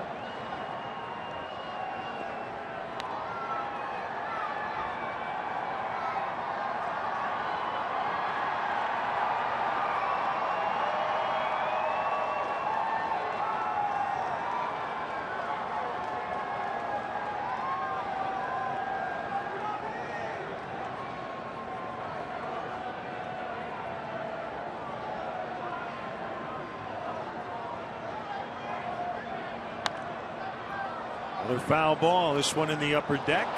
Actually hit the facing of the roof and bounced back into the main grandstand. Still 2-2.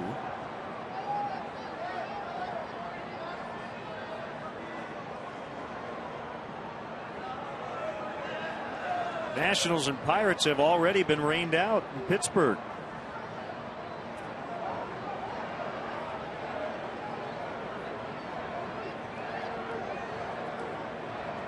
Game wasn't scheduled to start until after 6 o'clock Chicago time. 3-2. Pirates just got swept in Florida.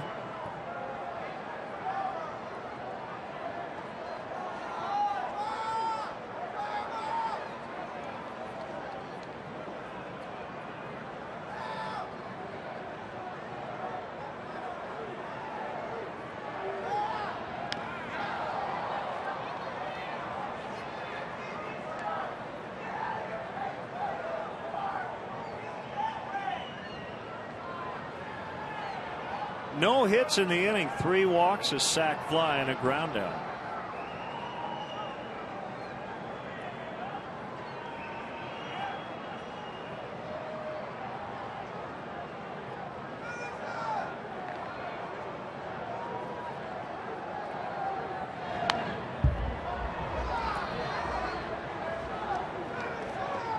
Sands putting up a good battle here, fouling off a number of pitches that aren't really close to the strike zone in the 2-strike count, just able to stay alive. And this is a kind of a half inning where your defense really starts to rock back on their heels. A lot of deep counts, 3 walks. Another 3-2. This one a fly ball down along the right field line. Kosuke will get it.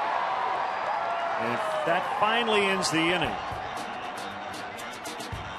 9-1 Dodgers.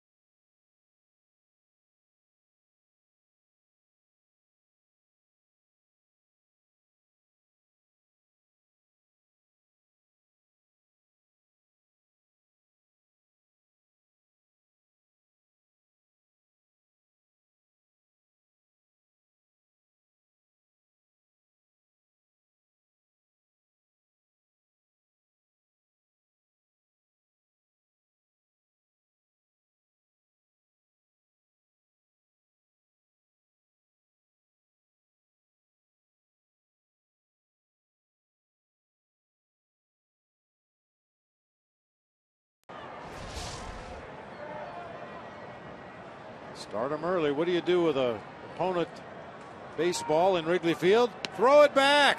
Oh, no. There you go. All right. Aramis Ramirez. It's a rainbow into center. Caught by Kemp. Hey fans, we invite you to follow the Chicago Cubs with the MLB.com at Bat 11 app for your iPhone, iPad, Android, or BlackBerry. Get live audio, pitch-by-pitch tracking, video highlights, and more. Text at BAT to 31826 or visit Cubs.com for details.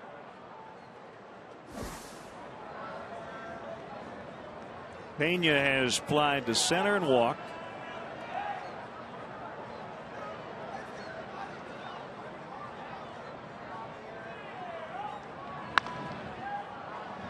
Ground ball into the shift as the shortstop on the other side of second base, Jamie Carroll, throws him out. Center fielder Marlon Byrd.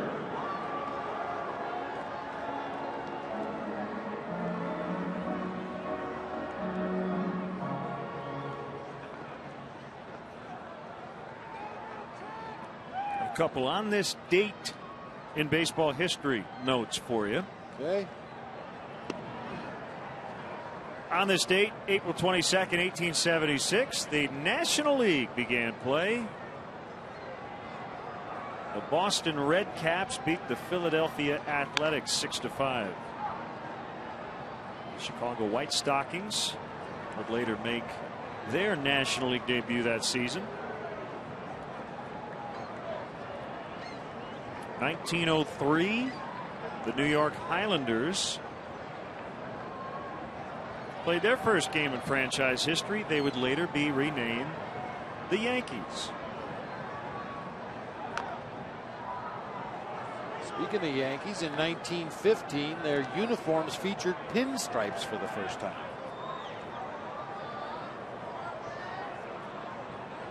Before that, they had polka dots.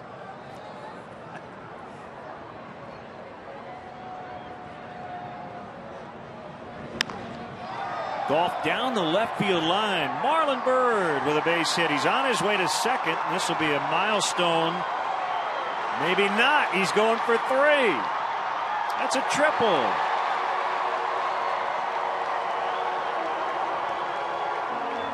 Would have been his 200th career double. And he kept on going.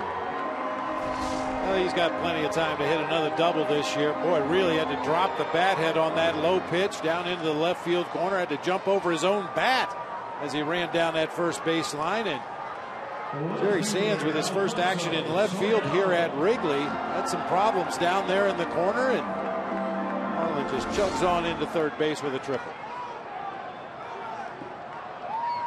His first of the year. And it's Soriano who's grounded out twice.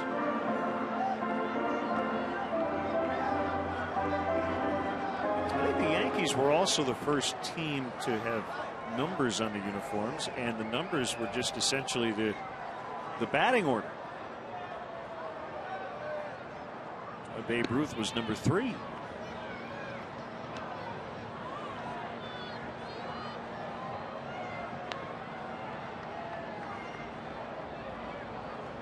Well, if that were the case today, you'd have a lot of guys in the Cubs order who'd have a different uniform number every game.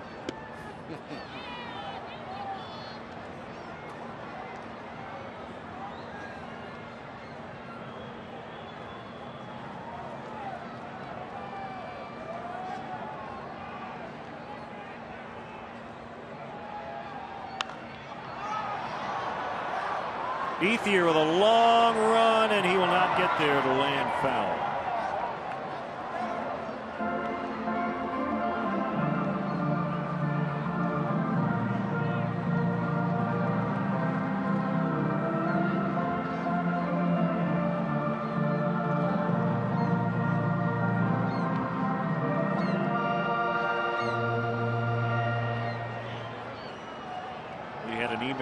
Ask us if Mike Quade might consider using a position player to pitch later in this ball game. You know, I have not asked Mike who his designated pitcher would be. Swing and a miss. Soriano strikes out with a runner at third. 9-1 as we go to the seventh.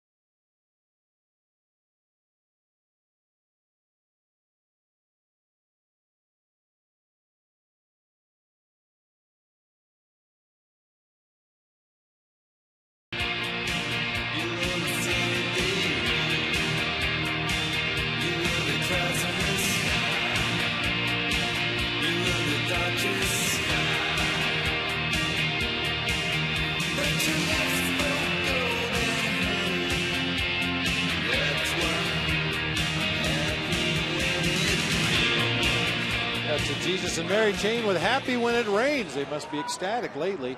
That's our Bud fan cam. Great times are waiting. Grab some buds. Changes for the Cubs, most notably John Graybo now on the mound.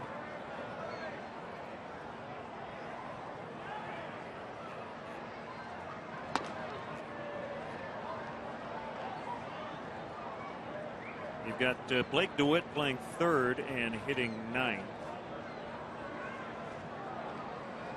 Tyler Colvin now playing left and hitting in the cleanup spot. And the pitcher goes where Alfonso Soriano was, seventh. A.J. Ellis high and deep. Marlon Byrd on the dirt, and he has it.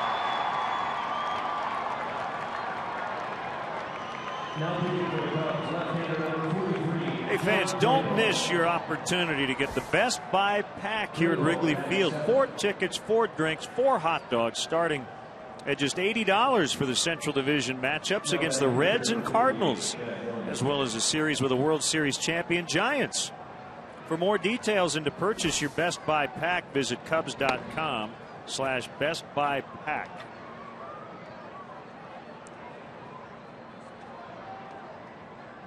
Fourth plate appearance for the starter, Billingsley. Takes a pretty healthy hack up there. Just got a piece of it. 1 ball, 1 strike. Well, I don't know about you. I'm really curious to see Ted Lilly against Ryan Dempster tomorrow.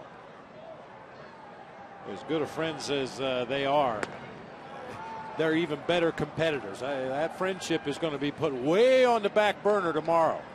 Well, we saw it during the rain delay. Ron Santo, in his own words, one of his best friends back in the 60s was Don Drysdale, but not between the white lines as Billingsley strikes out. And Ronnie said, that's the way I like it.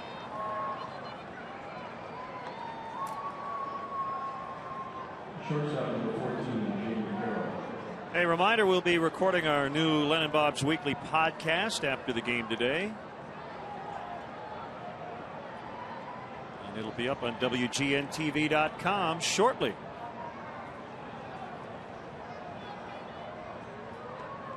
2 outs here in the 7th. And ball 1 to Jamie Carroll.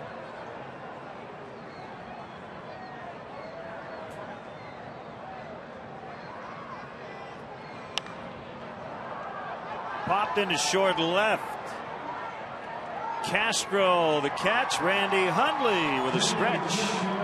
Taking out to the ballgame, former Cub great Randy Hundley. Hey, I need some.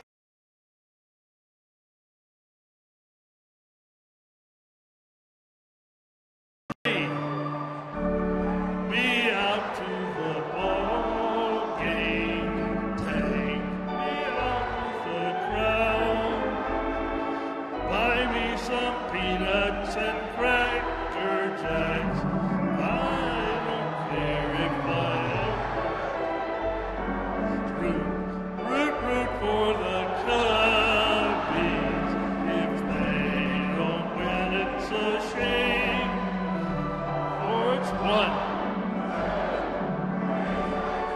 out at the old ball gate. Hey, let's get some runs.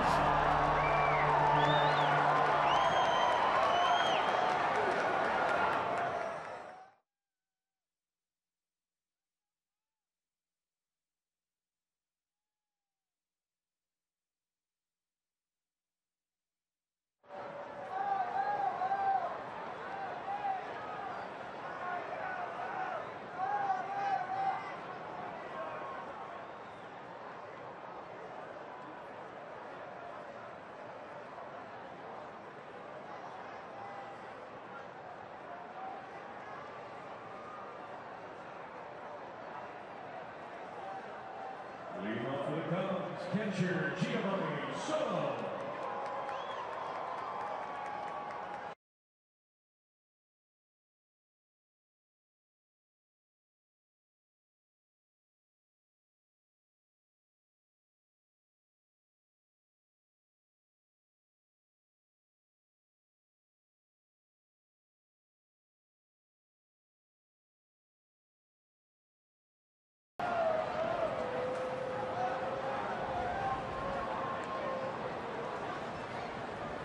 Bottom of the 7th, 9-1 Dodgers over the Cubs. Always a pleasure to have with us the Iron Man behind the plate, Randy Hundley, former Cubs All-Star catcher with Giovanni Soto at the plate. He's thrown out 4 guys the last 2 games, Randy.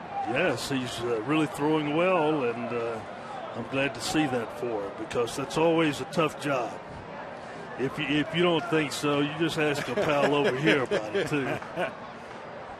2-1 pitch into right, and it'll be Andre Ethier to make the catch. We're going to go down memory lane here. Now batting ninth at third base, number 9. Look at that guy. Wow. Boy, that fellow was young then, wasn't he? Good looking young man. See me tagging him on the. Yeah. I mean, the ball almost goes out of my mitt, and they called him safe, and I'm telling you, I was really upset with the call. I couldn't tell. Blake DeWitt getting his first at bat. You will join your old teammates, Ernie, Billy, Fergie, and others, the second annual fantasy camp here at Wrigley Field, coming up about 3 weeks, May 15th and 16th. Go to That's right. Cubs.com/premier. And I'm really looking forward to doing the camp again here this year. And we had a great time last year, and I think we're going to do the same thing this year. Ethier again. This time he'll have to play it on the hop. So the former Dodger, Blake DeWitt, with a base hit. And the fantasy baseball camp concept goes way back, and it was your idea. Can you believe it's been 29 years that we That's something. This coming January we'll be celebrating our 30th year of doing the fantasy camp. It's really been unbelievable. Great chance for a lot of the former players to get together and reminisce, and what an opportunity it is for baseball fans everywhere to get on the field with their heroes. Well, Fukudome with a single. now we just need somebody to pop the ball out of the ballpark here. And be back in this game. Well, grab a bat, Randy. Getting back to your fantasy camps, I imagine you have a lot of returnees, right? People go once and they have such a good time that they want to come back again and again and again. Well, when the first camp I ever did, I didn't think we were going to have any repeat business, but we have close to 50% repeat business every year with participants coming back and being a part of the camp. And we absolutely love it and have a good time with it. Ball one to Darwin Barney. Speaking of which, I was with your son for a little bit during spring training, and first of all, he's just really a nice guy. I really enjoyed being with him, and secondly, he is a lot bigger than you are. Oh, yeah, he is. He was a big kid, I'm telling you. I didn't want to say anything cross to him because I was going to have to get in a scuffle. But how's it going for him so far? They're doing well down there in Daytona. They're off to a real good start. He's catching well and swinging it okay.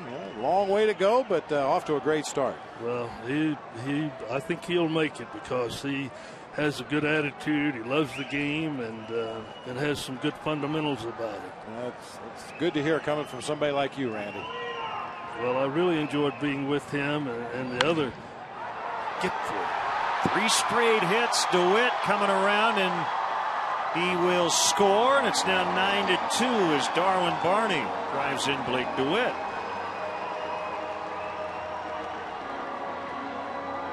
We need to keep this rally going a little bit here because they scored 6 runs in that one inning, in the 3rd inning, and we need to get some of those runs back. It's the best stretch they've had here against the starter Billingsley. You saw Kenley Jansen getting loose in the Dodger pen. Well, Castro is. Rick Honeycutt will head out to the mound and stall for time. Randy, we replayed Ron Santo in his own words before the game, and we've been reminiscing since the season started. When you think about your former teammate, what's the first thing that pops into your mind? Well, one of the first things is that I used to rag on him like you can't believe. You weren't the only one, but yes. But I mean, guys used to come to me and say, "Won't you say this to Santa? Won't you say that?"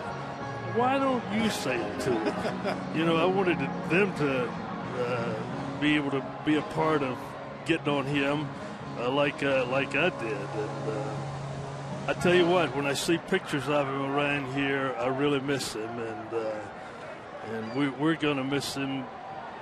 And it was very upsetting to see how quickly he went this winter, because I was going to go out and visit him the night I was going out the next day, and I get a call that he's not doing well. So it was interesting. He didn't like a lot of people to know when he was struggling and dealing with a lot of other health complications. No, he didn't. He wanted to keep it a secret, and I can understand that, and he kept it between him and his family, and I can certainly understand and appreciate that. But I sure miss him, and I know a lot of people around here miss him not doing the games. 1-1 to Starlin Castro. Well, we would say that Ron would have like a heart procedure that for a lot of people would be the biggest thing of their lives. I mean, it'd be very scary, and to him it was like catching a cold. Ronnie, how you doing? Well, I had a stent put in last week. What? And to him, I mean, he dealt with so much that I wouldn't say it wasn't a big deal, but he just battled through so many things. But let me tell you something else. He used to come in the clubhouse. As soon as he walked through the door, I'd say to him, "Dave, you don't look too good." I said, you look, and he'd go right to the mirror and start feeling himself, and he'd start saying, "I don't feel good either." Safe at first. Tried to get the out there.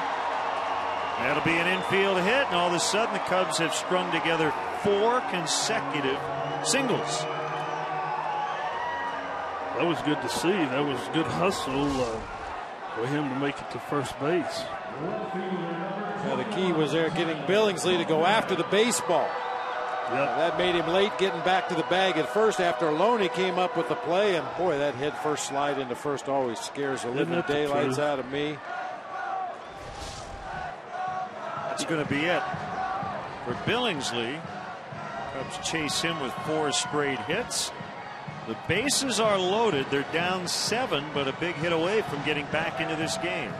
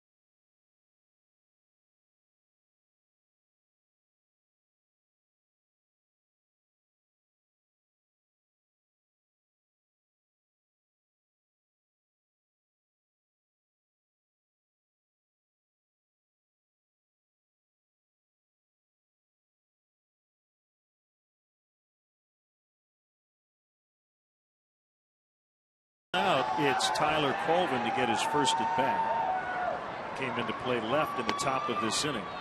And he takes a strike on the inner third. We're chatting with Randy Hundley. Chad Billingsley done for the day with a seemingly comfortable 7-run cushion. Well, just hang on, pal. That could change. Yes, it sure could. Inside, 1-1. It's the kind of day where you kind of need to string together a bunch of hits. That wind blowing in off the lake, tough for the lefties to hit it out. You've got Pena after Colvin. Colvin could drive the ball through this little breeze that we have here. Called strike 1 and 2. Won the game the other night in extras. Didn't look like anybody had a chance to score. Cubs got the only run in the bottom of the 10th on a double into the right field corner. Boy, it came at a very timely hit, wasn't it? It sure was. Swing and a miss. He struck him out. Randy, I want to ask you, best catcher all around you ever saw? Was it Johnny Bench? Yes. He could do it all. Johnny Offense, Bench defense. Could catch, throw, and was one of the top hitters of any position you put on the field. And he was an outstanding player. Okay, give me another guy, an underrated guy that you always liked that maybe didn't get the same amount of pub. Jerry Grody with the New York Mets was an excellent catcher also. And I'll tell you somebody else that doesn't get much credit either was Pat Corrales with the Phillies. And I'll tell you something else, he was a tough customer too. I saw him one day go after Rick Mundy at the plate, and he could see that mitt just dropping, just coming off of his hand, and somebody said, "Oh, better look out." And next thing I know, we're in a real scuffle because Corrales has dropped his mitt and is punching at Rick Mundy, who I just saw over there in the Dodgers booth. But like somebody threw some food out for the birds, huh? There's Rick Monday doing Dodger radio. Chuckling at the Birds, who have come for an early dinner once again. Pat Corrales would later become a manager and a longtime coach, bench coach. Yep, and a tough individual to play the game of baseball, because he didn't take any bull from his own pitchers or opposing players.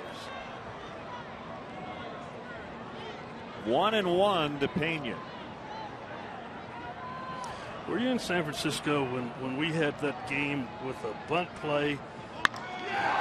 Line, and it's going to be called to end the inning. Look at the details on that bunt play and see if Bob remembers it. Randy, always a pleasure. Great to see you. Thanks for stopping by. Nice seeing you guys.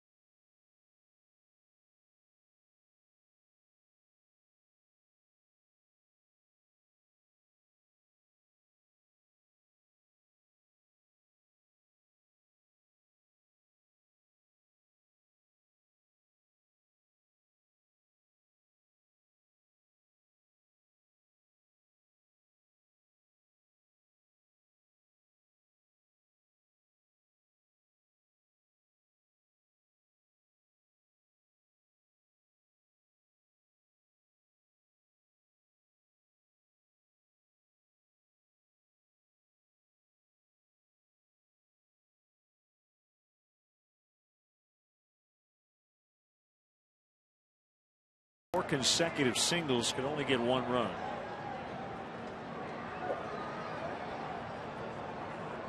Graybo in his second inning of work facing Casey Blake.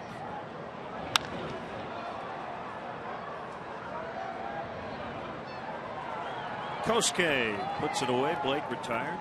Hey, fans want to see a Cubs game from the front row at Wrigley Field? Now you can. Visit Cubs.com and click on the CBOE front row seats auction to bid on tickets in the front row behind home plate and along the first base line. Front row seats will be auctioned off to every game all season long, so don't miss your chance. Go to Cubs.com and check out the CBOE front row seats auction today. Well, it's just amazing how many Birds we've seen on the field and just in the ballpark in general here early this season.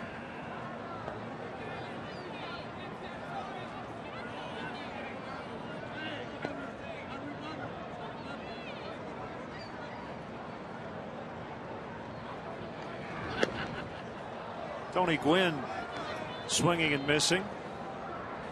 He's batting for Ethier. Thanks to Randy Hundley for stopping by.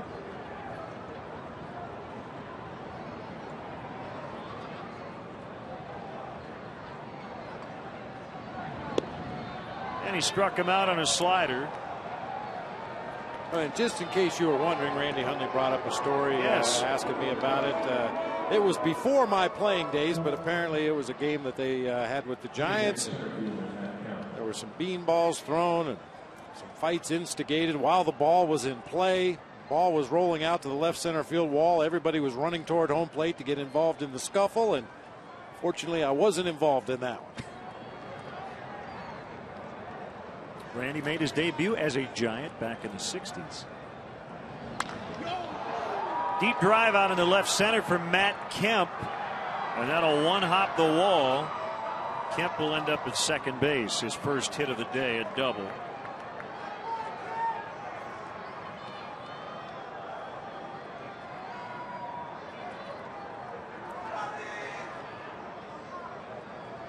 If that young man can stay focused and motivated all season the way he has been through the first 3 weeks, may be looking at a potential MVP candidate, because there's absolutely nothing he cannot do on this field. In the past, his mind would wander defensively in center field. He would get picked off bases. He'd forget how many outs there were in the inning, but by all accounts is a different animal this year. Strike to Uribe. He's had a huge day, 4 RBIs.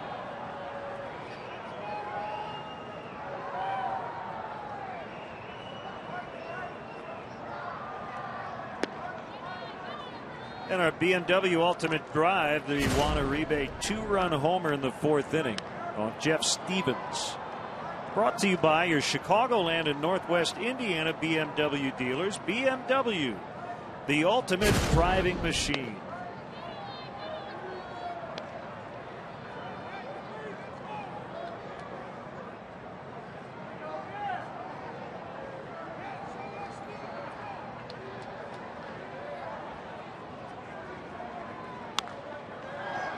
Foul pop back to the seats. I think we're going to get a bird in the booth here in a minute. I think you're right. They must smell that pizza from earlier.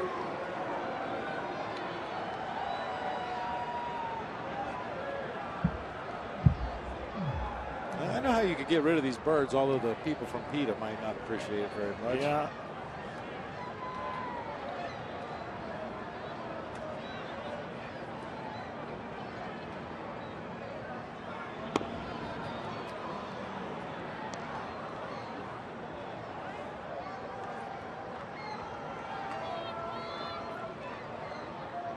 Getting ever bolder as they buzz the booth here. Yeah. Starting to think about Tippy Hedren and Suzanne Plachette. One hopper knocked down by Castro. He will throw to first and get Uribe. That's the inning. Bottom of the 8th. 9-2 Dodgers.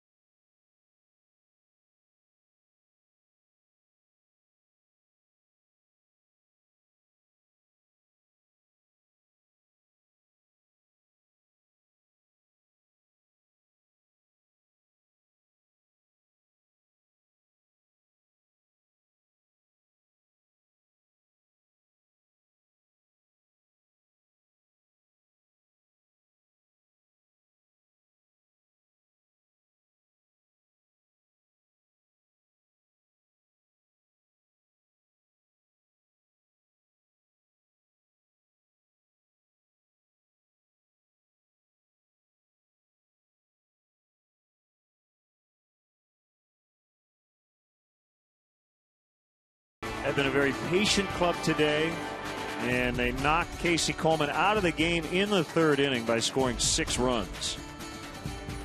Cubs with 4 straight hits in the 7th, but could only get 1. Visit your local Honda dealer today to test drive the 2011 Honda Cross Tour, available with 4-wheel drive. Tony Gwynn Jr., son of a Hall of Famer, And there's Ivan DeJesus Jr., son of the Cubs' third base coach, making his major league debut this year. This is not his debut. It's his second stint with the Dodgers. He was on their opening day roster, got sent out, but then brought back when Rafael Furcal went on the disabled list.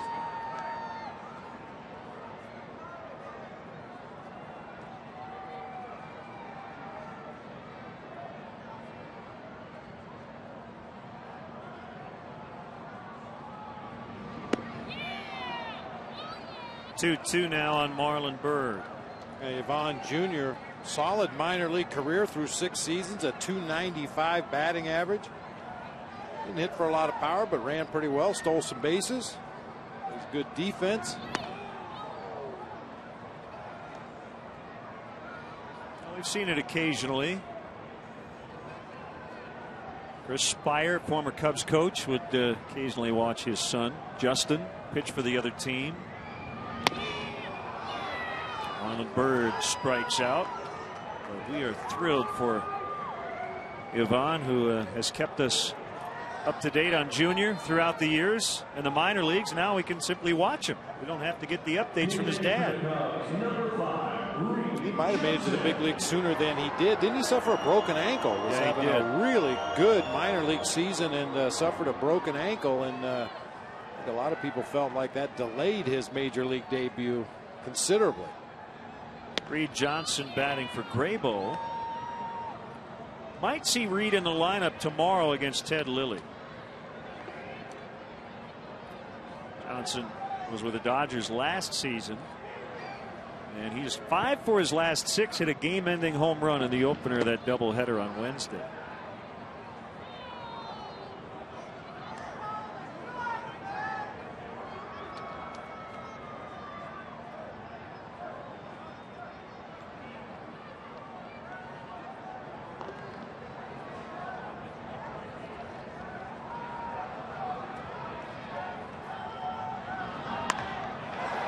Front, he pulled it through the bullpen.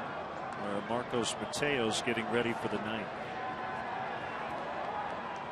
Under the watchful eye of Lester Strode.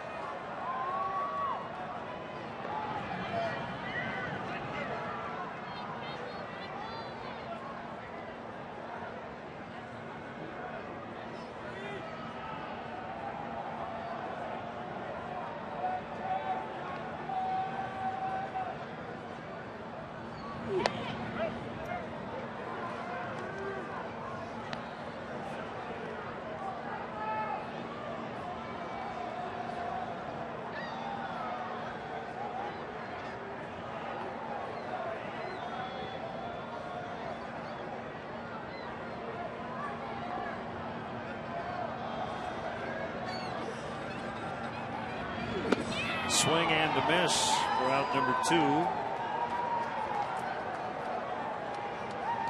2. Coy Hill will now hit for Soto.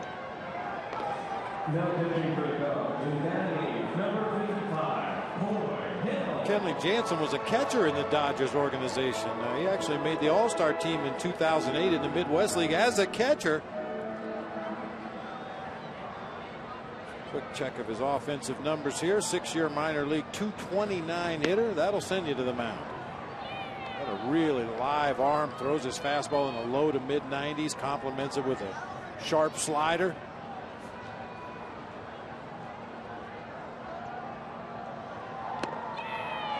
That's a big catcher.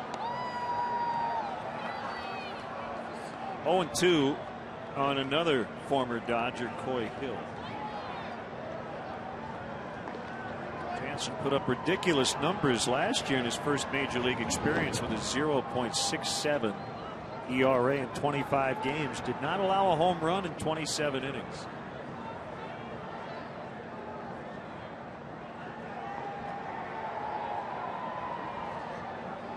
He's given up 3 this year, just over 9 innings, just missed.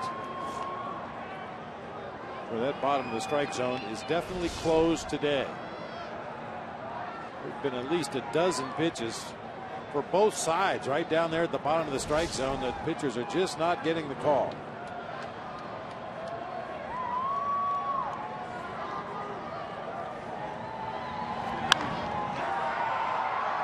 Sands over. It's going to drop foul.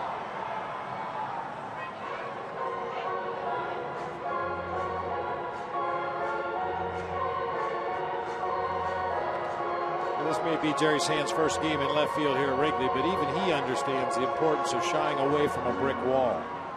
Looked like he was preparing to make a headlong dive after that foul ball and then realized where he was and pulled up short.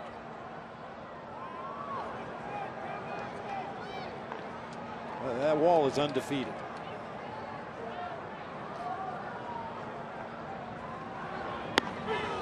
That time he got him. Jansen strikes out the side to the ninth. 9-2 LA.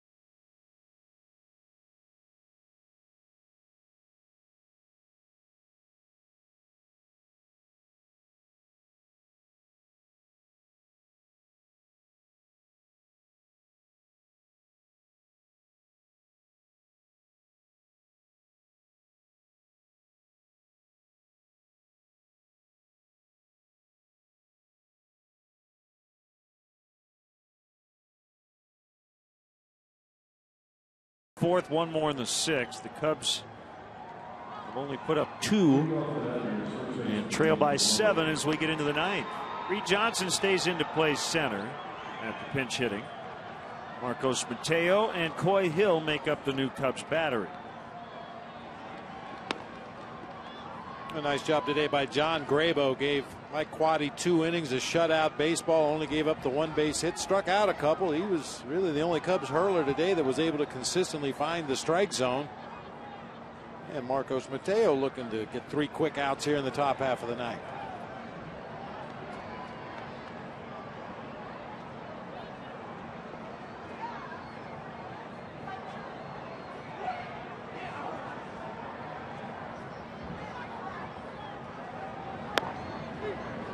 Called strike to Loney. By the way, Coy Hill came in the top of the 8th. It was not a pinch hit appearance as Loney shoots it over Darwin Barney and into right.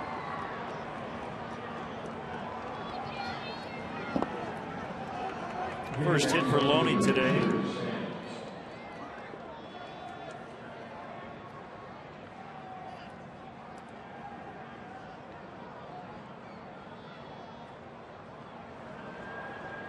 Lance Cormier, veteran right-hander, apparently will try to close it out. Kenley Jansen was impressive. Inning in 2/3, all the outs were strikeouts. Rather, 4 of the 5 outs were strikeouts.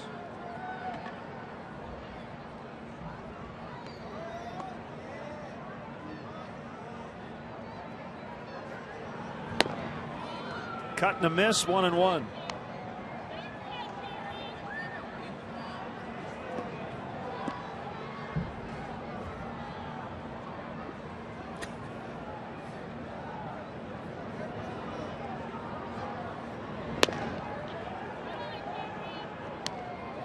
2 balls and a strike.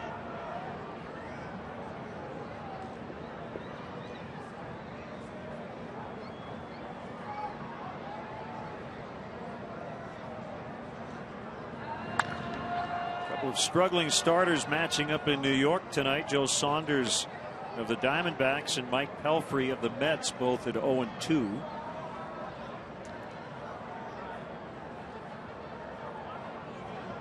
Rockies are in Florida.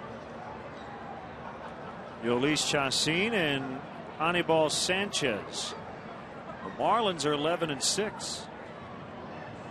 Just a half game back of the Phillies.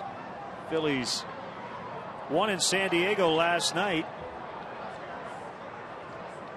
3-0 as Roy Oswalt improved to 3-0. Matt Latos has now lost 8 consecutive decisions.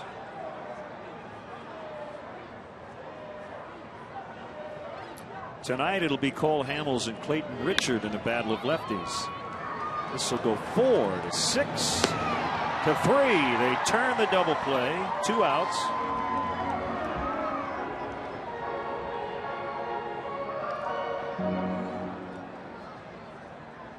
Boy, the great equalizer for the Cubs in that 4-6-3 double play is the arm of Starlin Castro at shortstop.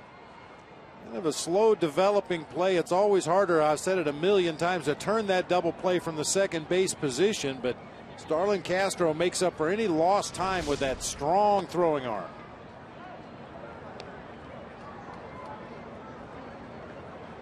One 1-0 to the catcher A.J. Ellis. 1 for 3 with a walk and 2 knocked in. Good matchup of young starting pitchers in San Francisco late tonight. Tommy Hanson, the right-hander, against Madison Bumgarner, the lefty.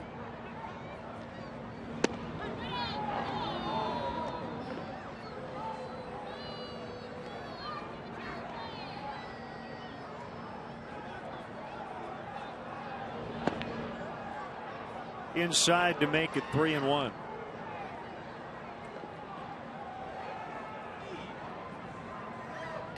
Kerry Wood up and playing catch now in the bullpen.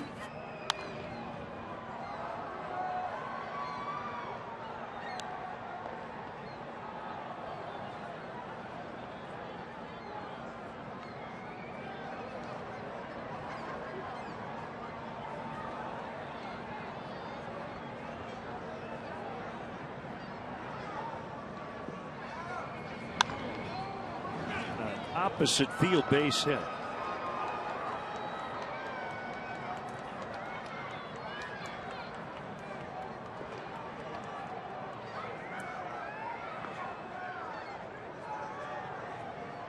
Marcus Thames.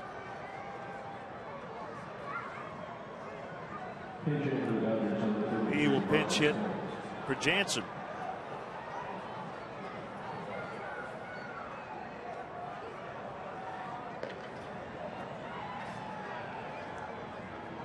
One of the benefits of the Cubs playing all their Friday games during the day is we get to peruse the rest of the night schedule and maybe pick out a matchup or two. If I had to pick one pitching matchup I'd like to see tonight, it would be Boston and the Angels. John Lester and Dan Aaron. Aaron 4-0 with a 1.16. Lester with 3 consecutive quality starts. Dan Herron with 27 strikeouts and 2 walks, 31 innings.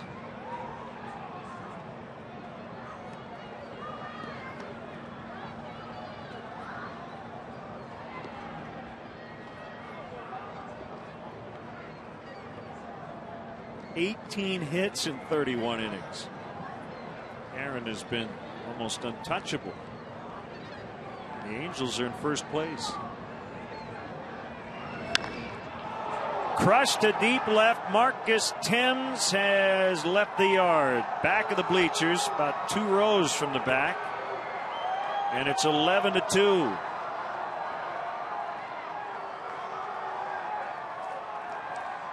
Season high 11 runs for the Dodgers. Marcus Thames has a 27th best home run per at bat ratio ever. 15.58. It's his second in 23 at bats this season. We got a lot of backspin on that ball. Went down and got it. No doubter. I'll tell you, I didn't think both teams combined would score 11 runs in this series, let alone have the Dodgers put an 11 spot on the board first game.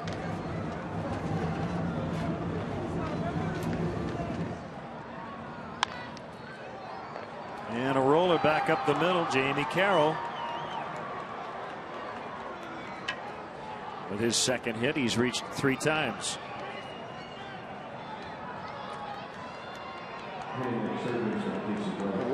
I believe there was 2 outs in the inning in Colorado when Marcus Mateo was on the mound. Got 2 quick outs, and then the wheels just absolutely came off. Couldn't get out of the inning. Had to be lifted for relief help. Similar pattern developing here today after getting the big double play. 2 outs, nobody on base. A single by Ellis, a homer by Thames, and now another single by Jamie Carroll.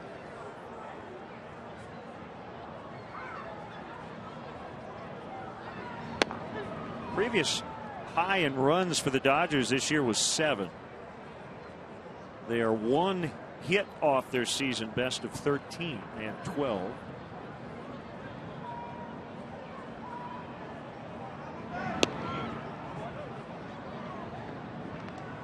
Previous high in walks was 5. They've taken 10 here today.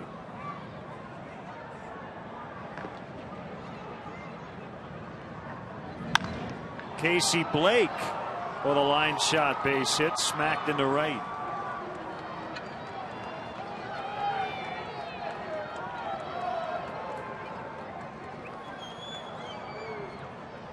Five hits in the inning off Mateo. Well,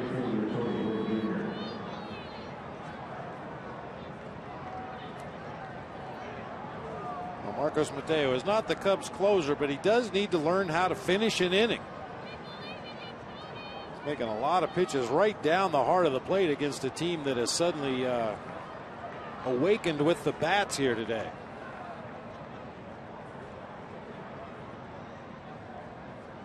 Gwynn, ball 1.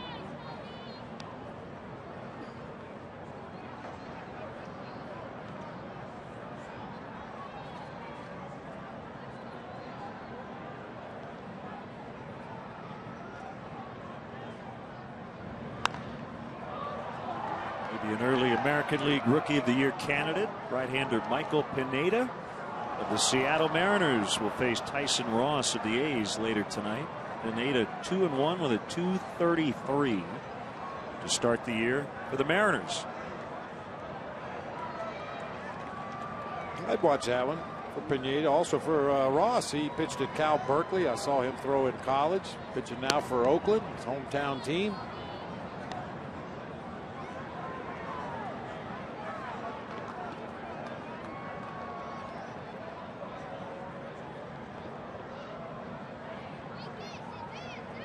See, the baseball program will continue on at Berkeley. But we're going to drop baseball after this upcoming season. A bloop base hit. Gwynn knocks in Jamie Carroll, and it's 12-2.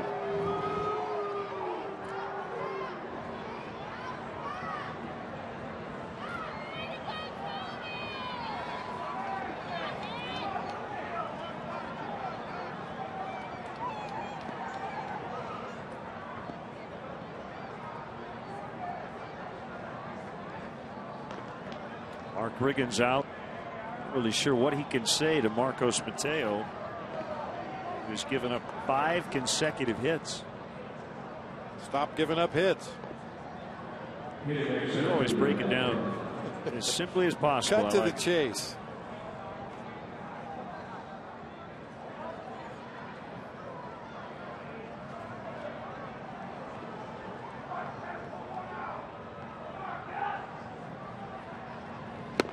I guess they did a major fundraising at Cal Berkeley and raised enough money to continue the baseball program. That's great news. sure Xavier Nady, Brett Jackson, and Bob Melvin, and many other alums were thrilled to see that baseball will continue at Pac-10 school. Kemp will fly out to Fukudome, and the inning finally over. They add 3 to their lead.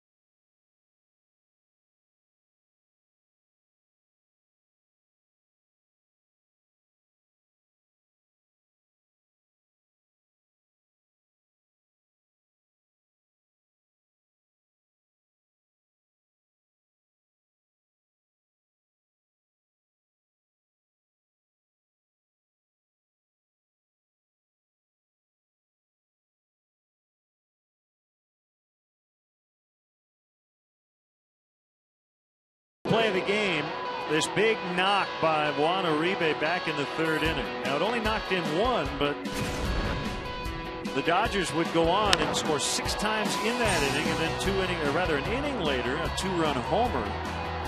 All of a sudden they were out to an 8-0 lead, and they have not looked back. Great times are waiting. Grab some buds. Uribe with a 4 RBI afternoon.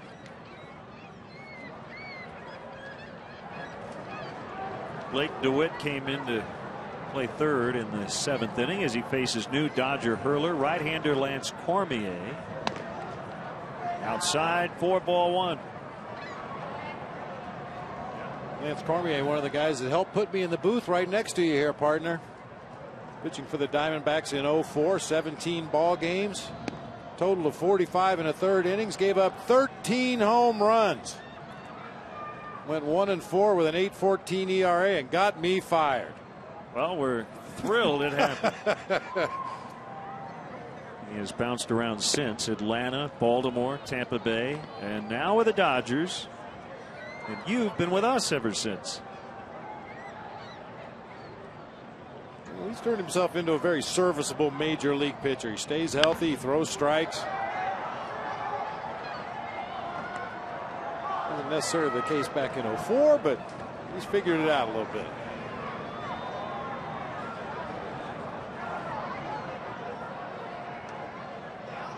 Two and 2 to the former Dodger DeWitt, who's 1 for 1 with a run scored.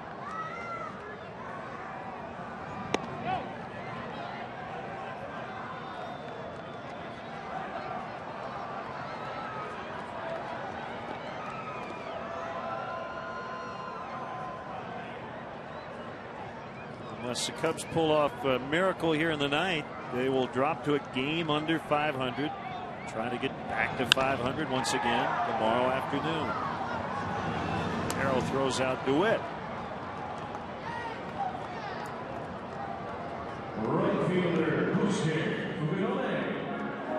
And right now, Atlanta just has that kind of feel that's what we're going to go through for a little while until especially the starting pitching gets itself sorted out a little bit. We start to see the best that Ryan Dempster has available.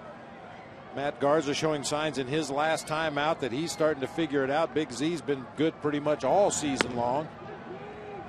But in order to crank off a winning streak, you've got to have well-pitched ball games.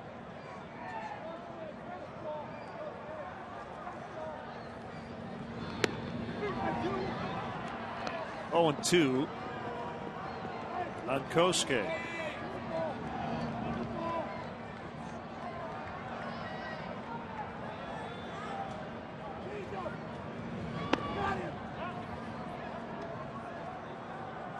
According to the Elias note the Cubs put in their game notes, if I read this correctly, if the Cubs lose today and win tomorrow, they'll be the first team in Major League history to hit 500 at every point through the first 20 games, meaning 1-1, 2-2, 3-3, etc.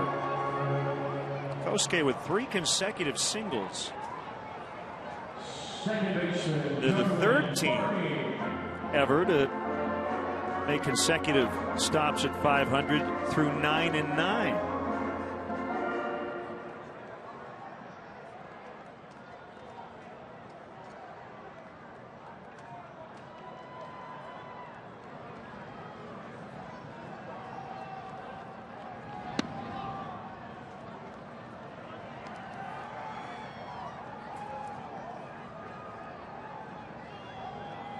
And along those lines, the Cubs going into today were 7-1 after a loss. And 7-2 after this one. We mentioned it an inning or so ago. That bottom of the strike zone is officially closed. That first pitch on Darwin Barney was called ball 1. Fouled that one out of play to run the count to 1-1.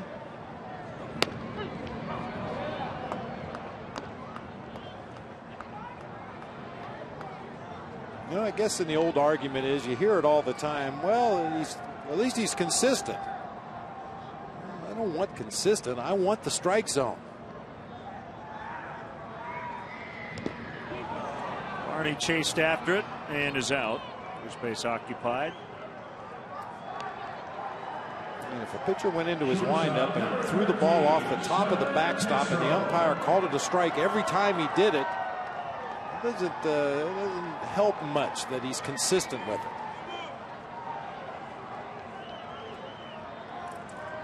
Last chance now at Starlin Castro. This should do it. Nope. Dropped by Casey Blake.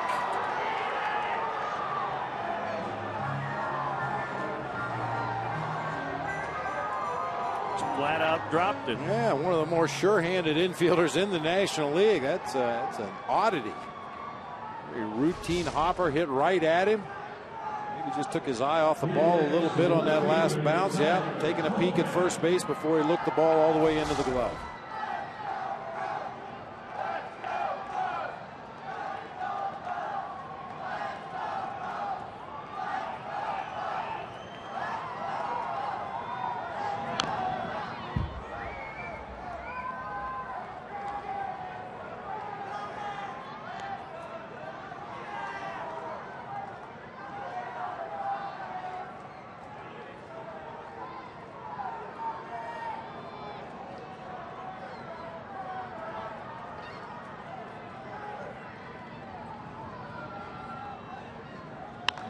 Colvin with a fly ball to left.